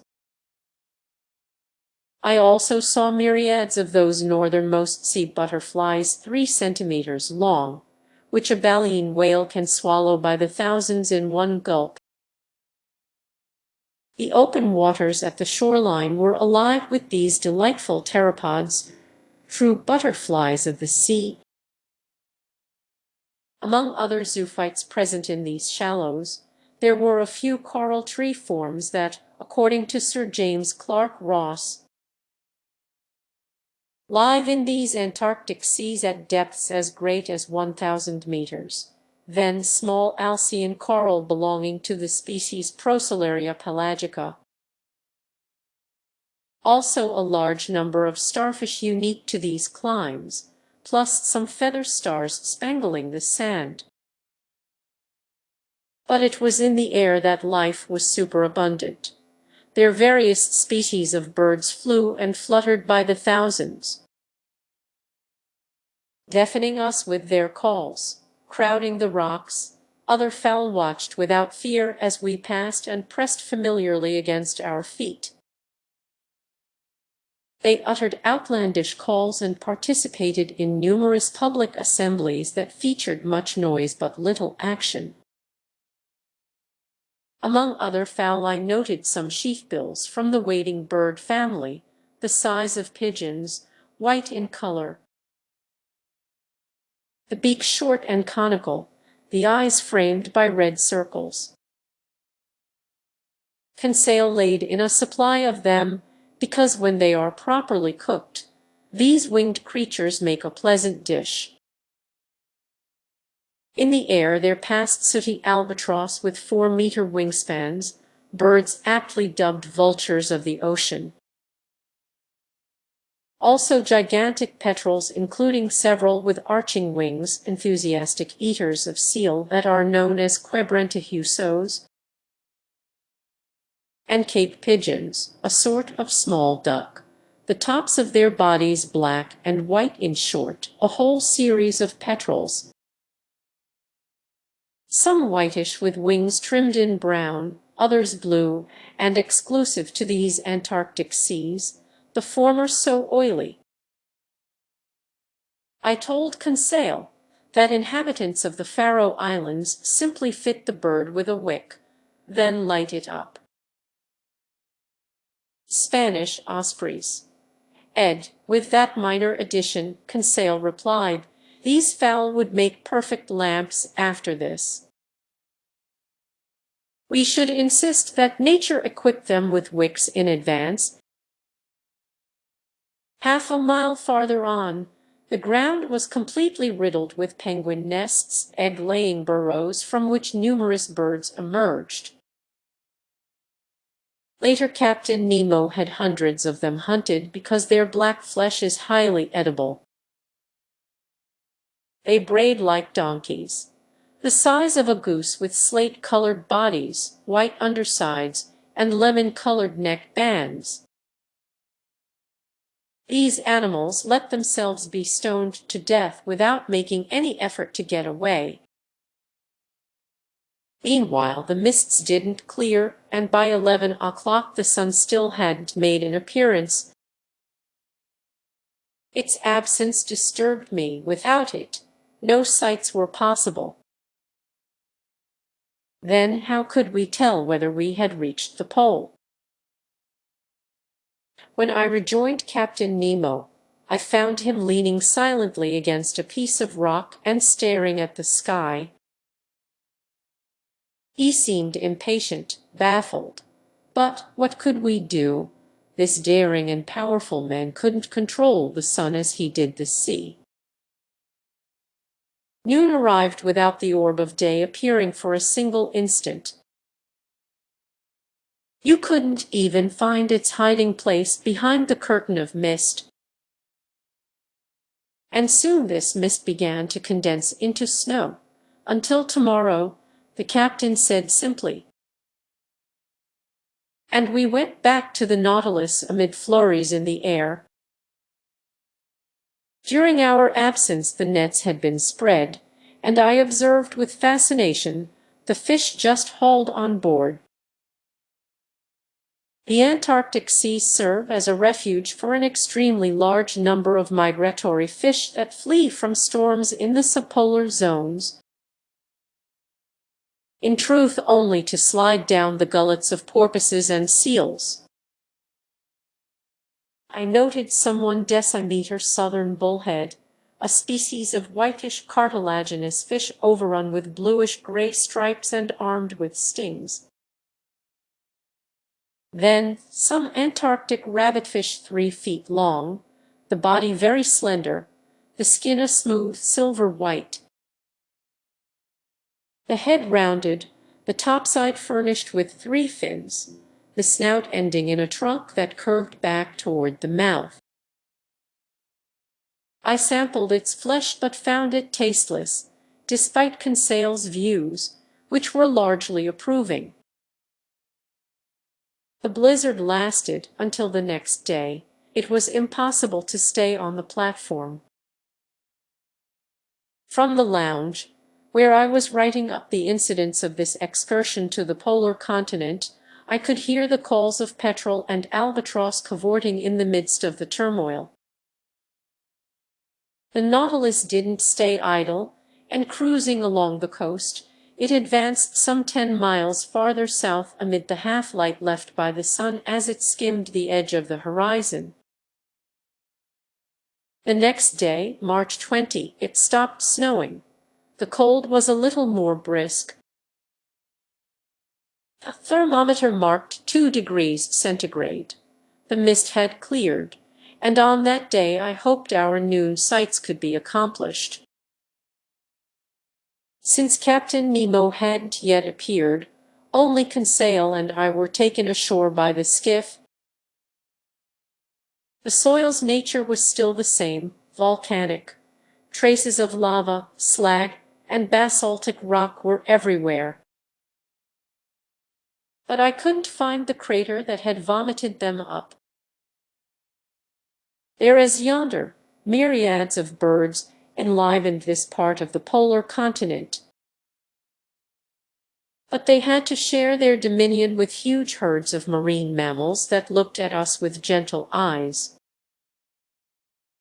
These were seals of various species, some stretched out on the ground, others lying on drifting ice floes, several leaving or re-entering the sea. Having never dealt with man, they didn't run off at our approach. And I counted enough of them thereabouts to provision a couple hundred ships. "Ye gods," Conseil said, "it's fortunate that Ned Land didn't come with us." "Why so, Conseil? Because that madcap hunter would kill every animal here." "Every animal may be overstating it, but in truth I doubt we could keep our Canadian friend from harpooning some of these magnificent cetaceans, which would be an affront to Captain Nemo, since he hates to slay harmless beasts needlessly." "He's right. Certainly, Conseil. But tell me, haven't you finished classifying these superb specimens of marine fauna?"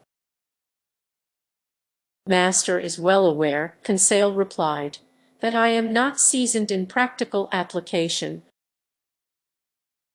When Master has told me these animals' names, they are seals and walruses. Two genera, our scholarly Conseil hastened to say, that belong to the family Pinnipedia, order Carnivora, group Unguiculata, subclass Monodelphia, class Mammalia, branch Vertebrata." "Very nice, Conseil," I replied, "but these two genera of seals and walruses are each divided into species. And if I am not mistaken, we now have a chance to actually look at them." Let's. It was 8 o'clock in the morning. We had 4 hours to ourselves before the sun could be productively observed. I guided our steps toward a huge bay that made a crescent-shaped incision in the granite cliffs along the beach.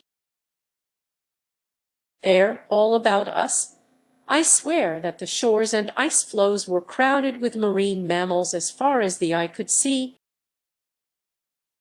and I involuntarily looked around for old Proteus, that mythological shepherd who guarded King Neptune's immense flocks. To be specific, these were seals. They formed distinct male and female groups, the father watching over his family, the mother suckling her little ones, the stronger youngsters emancipated a few paces away. When these mammals wanted to relocate, they moved in little jumps made by contracting their bodies, clumsily helped by their imperfectly developed flippers, which, as with their manatee relatives, form actual forearms. In the water, their ideal element, I must say these animals swim wonderfully thanks to their flexible backbones. Narrow pelvises, close-cropped hair, and webbed feet. Resting on shore, they assumed extremely graceful positions. Consequently, their gentle features, their sensitive expressions equal to those of the loveliest women. Their soft, limpid eyes, their charming poses, led the ancients to glorify them by metamorphosing the males into sea gods and the females into mermaids. I drew Conseil's attention to the considerable growth of the cerebral lobes found in these intelligent cetaceans. No mammal except man has more abundant cerebral matter. Accordingly, seals are quite capable of being educated. They make good pets, and together with certain other naturalists, I think these animals can be properly trained to perform yeoman service as hunting dogs for fishermen. Most of these seals were sleeping on the rocks or the sand. Among those properly termed seals which have no external ears, unlike sea lions whose ears protrude, I observed several varieties of the species Stenorhynchus. 3 meters long, with white hair, bulldog heads, and armed with 10 teeth in each jaw, 4 incisors in both the upper and lower, plus 2 big canines shaped like the fleur-de-lis. Among them slithered some sea elephants, a type of seal with a short, flexible trunk. These are the giants of the species, with a circumference of 20 feet and a length of 10 meters. They didn't move as we approached. "Are these animals dangerous?" Conseil asked me. "Only if they are attacked," I replied. "But when these giant seals defend their little ones, their fury is dreadful. And it isn't rare for them to smash a fisherman's longboat to bits." "They are within their rights," Conseil answered. "I don't say nay." 2 miles farther on, we were stopped by a promontory that screened the bay from southerly winds. It dropped straight down to the sea, and surf foamed against it. From beyond this ridge there came fearsome bellows, such as a herd of cattle might produce. "Gracious," Conseil put in, "a choir of bulls." "No," I said, "a choir of walruses." "Are they fighting with each other?" "Either fighting or playing." "With all due respect to master, this we must see." "Then see it we must, Conseil." And there we were, climbing these blackish rocks amid sudden landslides and over stones slippery with ice. More than once I took a tumble at the expense of my backside. Conseil, more cautious or more stable, barely faltered and would help me up, saying, "If master's legs would kindly adopt a wider stance, master will keep his balance." Arriving at the topmost ridge of this promontory, I could see vast white plains covered with walruses. These animals were playing among themselves. They were howling not in anger but in glee. Walruses resemble seals in the shape of their bodies and the arrangement of their limbs, but their lower jaws lack canines and incisors, and as for their upper canines, they consist of 2 tusks 80 centimeters long with a circumference of 33 centimeters at the socket. Made of solid ivory, without striations, harder than elephant tusks, and less prone to yellowing, these teeth are in great demand. Accordingly, walruses are the victims of a mindless hunting that soon will destroy them all, since their hunters indiscriminately slaughter pregnant females and youngsters. And over 4,000 individuals are destroyed annually passing near these unusual animals. I could examine them at my leisure, since they didn't stir. Their hides were rough and heavy, a tan color leaning toward a reddish-brown. Their coats were short and less than abundant. Some were 4 meters long, more tranquil and less fearful than their northern relatives. They posted no sentinels on guard duty at the approaches to their campsite. After examining this community of walruses, I decided to return in my tracks. It was 11 o'clock, and if Captain Nemo found conditions favorable for taking his sights, I wanted to be present at the operation. But I held no hopes that the sun would make an appearance that day.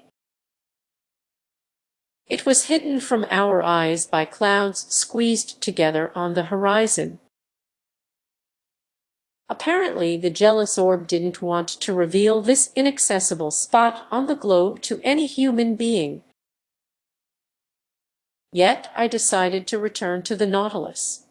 We went along a steep, narrow path that ran over the cliff's summit. By 11:30 we had arrived at our landing place. The beached skiff had brought the captain ashore. I spotted him standing on a chunk of basalt. His instruments were beside him. His eyes were focused on the northern horizon, along which the sun was sweeping in its extended arc. I found a place near him and waited without speaking. Noon arrived, and just as on the day before, the sun didn't put in an appearance. It was sheer bad luck. Our noon sights were still lacking. If we couldn't obtain them tomorrow, we would finally have to give up any hope of fixing our position. In essence, it was precisely March 20 tomorrow. The 21st was the day of the equinox. The sun would disappear below the horizon for 6 months, not counting refraction, and after its disappearance the long polar night would begin. Following the September equinox, the sun had emerged above the northerly horizon, rising in long spirals until December 21. At that time, the summer solstice of these southernmost districts, the sun had started back down, and tomorrow it would cast its last rays. I shared my thoughts and fears with Captain Nemo. "You are right, Professor Aronnax," he told me. "If I can't take the sun's altitude tomorrow, I won't be able to try again for another 6 months. But precisely because sailor's luck has led me into these seas on March 21, it will be easy to get our bearings if the noonday sun does appear before our eyes." "Why easy, Captain?" "Because when the orb of day sweeps in such long spirals, it's difficult to measure its exact altitude above the horizon. And our instruments are open to committing serious errors." "Then what can you do?" "I use only my chronometer," Captain Nemo answered me. "At noon tomorrow, March 21, if, after accounting for refraction, the sun's disk is cut exactly in half by the northern horizon, that will mean I am at the South Pole, right?" I said. "Nevertheless, it is mathematically exact proof, because the equinox needn't fall precisely at noon." "No doubt, sir, but the error will be under 100 meters, and that's close enough for us." Until tomorrow then, Captain Nemo went back on board. Conseil and I stayed behind until 5 o'clock, surveying the beach, observing and studying. The only unusual object I picked up was an auk's egg of remarkable size, for which a collector would have paid more than 1.00 francs. Its cream-colored tint, plus the streaks and markings that decorated it like so many hieroglyphics, made it a rare trinket.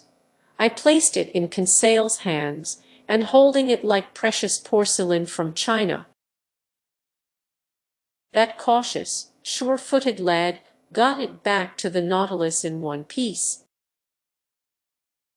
There I put this rare egg inside one of the glass cases in the museum. I ate supper, feasting with appetite on an excellent piece of seal liver whose flavor reminded me of pork. Then I went to bed, but not without praying, like a good Hindu, for the favors of the radiant orb. The next day, March 21, Bright and early at 5 o'clock in the morning, I climbed onto the platform. I found Captain Nemo there. "The weather is clearing a bit," he told me. "I have high hopes. After breakfast we will make our way ashore and choose an observation post." This issue settled, I went to find Ned Land. I wanted to take him with me. The obstinate Canadian refused, and I could clearly see that his tight-lipped mood and his bad temper were growing by the day. Under the circumstances, I ultimately wasn't sorry that he refused. In truth, there were too many seals ashore, and it would never do to expose this impulsive fisherman to such temptations. Breakfast over, I made my way ashore. The Nautilus had gone a few more miles during the night. It lay well out, a good league from the coast, which was crowned by a sharp peak 400 to 500 meters high. In addition to me, the skiff carried Captain Nemo, 2 crewmen, and the instruments, in other words, a chronometer, a spyglass, and a barometer. During our crossing I saw numerous baleen whales belonging to the 3 species unique to these southernmost seas, the bowhead whale or right whale. According to the English, which has no dorsal fin, the humpback whale from the genus Balaenoptera, in other words. Winged whales, beasts with wrinkled bellies and huge whitish fins that, genus name regardless, do not yet form wings. And the finback whale, yellowish-brown, the swiftest of all cetaceans. This powerful animal is audible from far away when it sends up towering spouts of air and steam that resemble swirls of smoke. Herds of these different mammals were playing about in the tranquil waters, and I could easily see that this Antarctic polar basin now served as a refuge for those cetaceans too relentlessly pursued by hunters. I also noted long, whitish strings of salps, a type of mollusk found in clusters, and some jellyfish of large size that swayed in the eddies of the billows. By 9 o'clock we had pulled up to shore. The sky was growing brighter.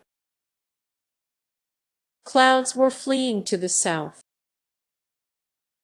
Captain Nemo headed toward the peak, which he no doubt planned to make his observatory.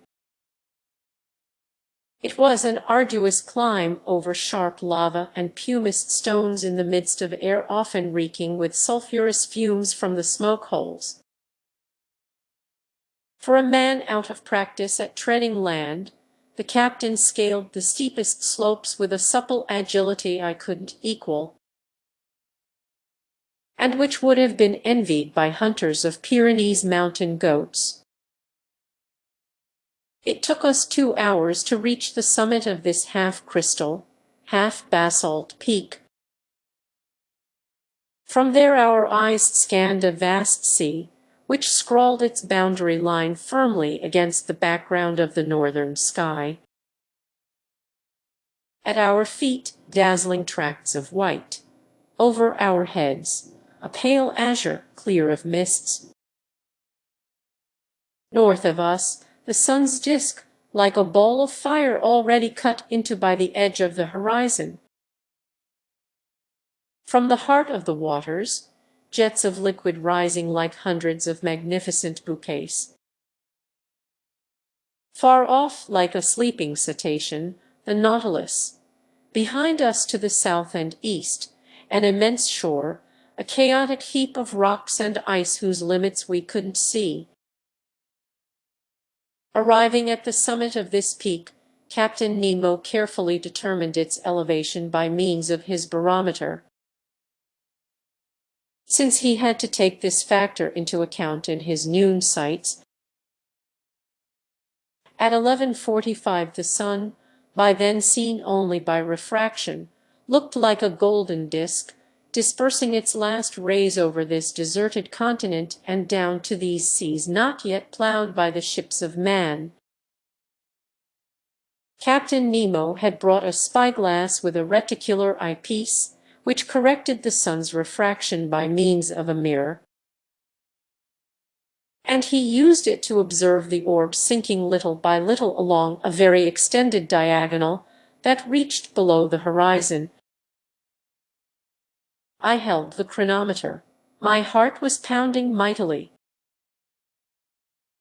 If the lower half of the sun's disk disappeared just as the chronometer said noon, we were right at the pole. "Noon," I called. "The South Pole," Captain Nemo replied in a solemn voice, handing me the spyglass, which showed the orb of day cut into two exactly equal parts by the horizon.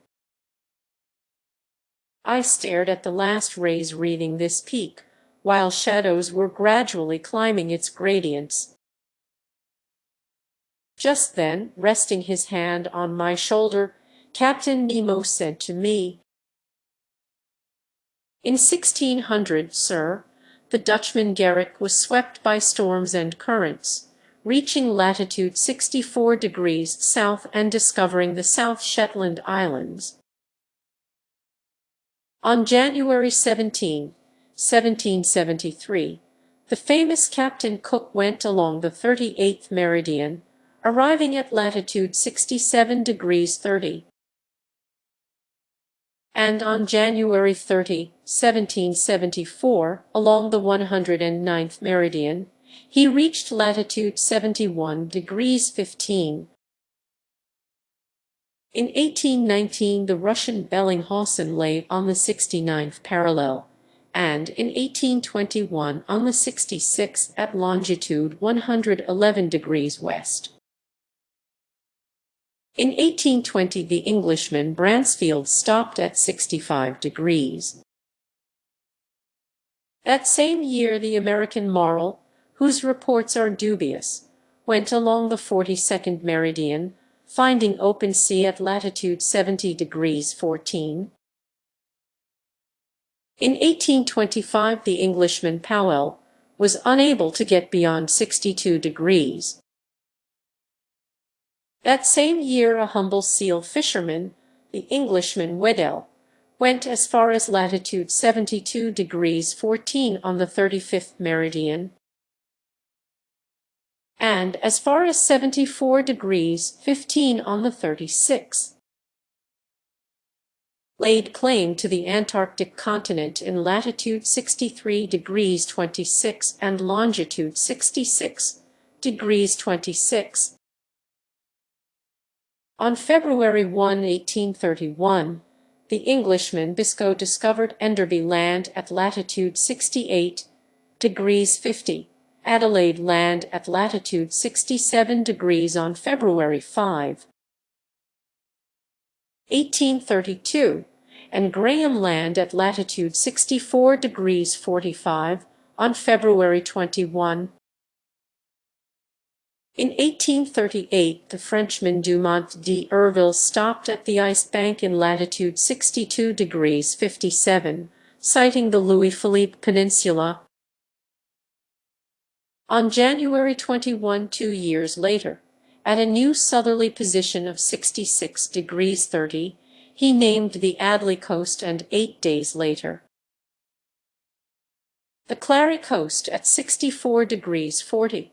In 1838, the American Wilkes advanced as far as the 69th parallel on the 100th meridian. In 1839, the Englishman Balleny discovered the Sabrina coast at the edge of the polar circle. Lastly, on January 12, 1842, with his ships, the Erebus and the Terror, the Englishman Sir James Clark Ross found Victoria Land in latitude 70 degrees 56 and longitude 171 degrees 7 east.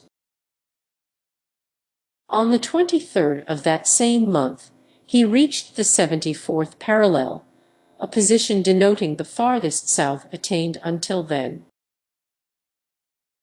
On the 27th, he lay at 76 degrees 8, on the 28th at 77 degrees 32, on February 2 at 78 degrees 4. And late in 1842 he returned to 71 degrees but couldn't get beyond it. Well now, in 1868, on this 21st day of March, I myself, Captain Nemo, have reached the South Pole at 90 degrees. And I hereby claim this entire part of the globe, equal to 1/6 of the known continents, in the name of which sovereign, Captain. So saying, Captain Nemo unfurled a black flag bearing a gold N on its quartered bunting. Then, turning toward the orb of day, whose last rays were licking at the sea's horizon, "Farewell, O sun," he called, "disappear, O radiant orb, retire beneath this open sea, and let 6 months of night spread their shadows over my new domains." Chapter 15. Accident or Incident. The next day, March 22, at 6 o'clock in the morning, preparations for departure began. The last gleams of twilight were melting into night. The cold was brisk. The constellations were glittering with startling intensity.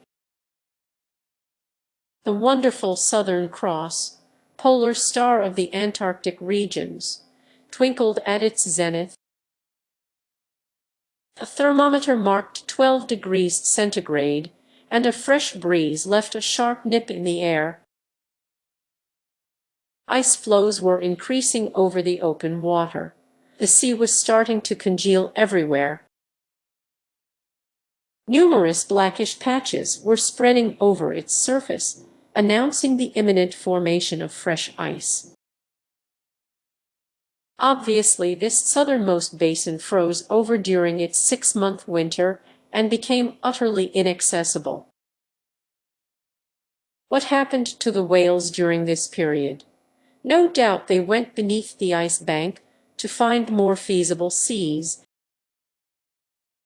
As for seals and walruses, they were accustomed to living in the harshest climates and stayed on in these icy waterways. These animals know by instinct how to gouge holes in the ice fields and keep them continually open. They go to these holes to breed. Once the birds have migrated northward to escape the cold, these marine mammals remain as sole lords of the polar continent. Meanwhile, the ballast tanks filled with water and the Nautilus sank slowly. At a depth of 1,000 feet, it stopped. Its propeller churned the waves, and it headed due north at a speed of 15 miles per hour. Near the afternoon it was already cruising under the immense frozen carapace of the ice bank. As a precaution, the panels in the lounge stayed closed, because the Nautilus hull could run afoul of some submerged block of ice. So I spent the day putting my notes into final form. My mind was completely wrapped up in my memories of the pole. We had reached that inaccessible spot without facing exhaustion or danger, as if our seagoing passenger carriage had glided there on railroad tracks. And now we had actually started our return journey. Did it still have comparable surprises in store for me? I felt sure it did. So inexhaustible is this series of underwater wonders as it was in the 5.5 months since fate had brought us on board. We had cleared 14,000 leagues, and over this track longer than the Earth's equator, so many fascinating or frightening incidents had beguiled our voyage, that hunting trip in the Crespo forests, our running aground in the Taurus Strait, the coral cemetery, the pearl fisheries of Ceylon, the Arabic Tunnel, the fires of Santorini, those millions in the Bay of Vigo, Atlantis, the South Pole. During the night all these memories crossed over from one dream to the next, not giving my brain a moment's rest. At 3 o'clock in the morning, I was awakened by a violent collision. I sat up in bed, listening in the darkness, and then was suddenly hurled into the middle of my stateroom. Apparently the Nautilus had gone aground, then heeled over sharply. Leaning against the walls, I dragged myself down the gangways to the lounge, whose ceiling lights were on. The furniture had been knocked over. Fortunately, the glass cases were solidly secured at the base and had stood fast. Since we were no longer vertical, the starboard pictures were glued to the tapestries, while those to port had their lower edges hanging a foot away from the wall. So the Nautilus was lying on its starboard side, completely stationary to boot. In its interior I heard the sound of footsteps and muffled voices. But Captain Nemo didn't appear. Just as I was about to leave the lounge, Ned Land and Conseil entered. What happened? I instantly said to them. I came to ask Master that, Conseil replied. Damnation, the Canadian exclaimed. I know full well what happened. The Nautilus has gone aground, and judging from the way it's listing, I don't think it will pull through like that first time in the Taurus Strait. But, I asked, are we at least back on the surface of the sea? We have no idea, Conseil replied. It's easy to find out, I answered. I consulted the pressure gauge. Much to my surprise, it indicated a depth of 360 meters. What's the meaning of this? I exclaimed. Thanks for watching.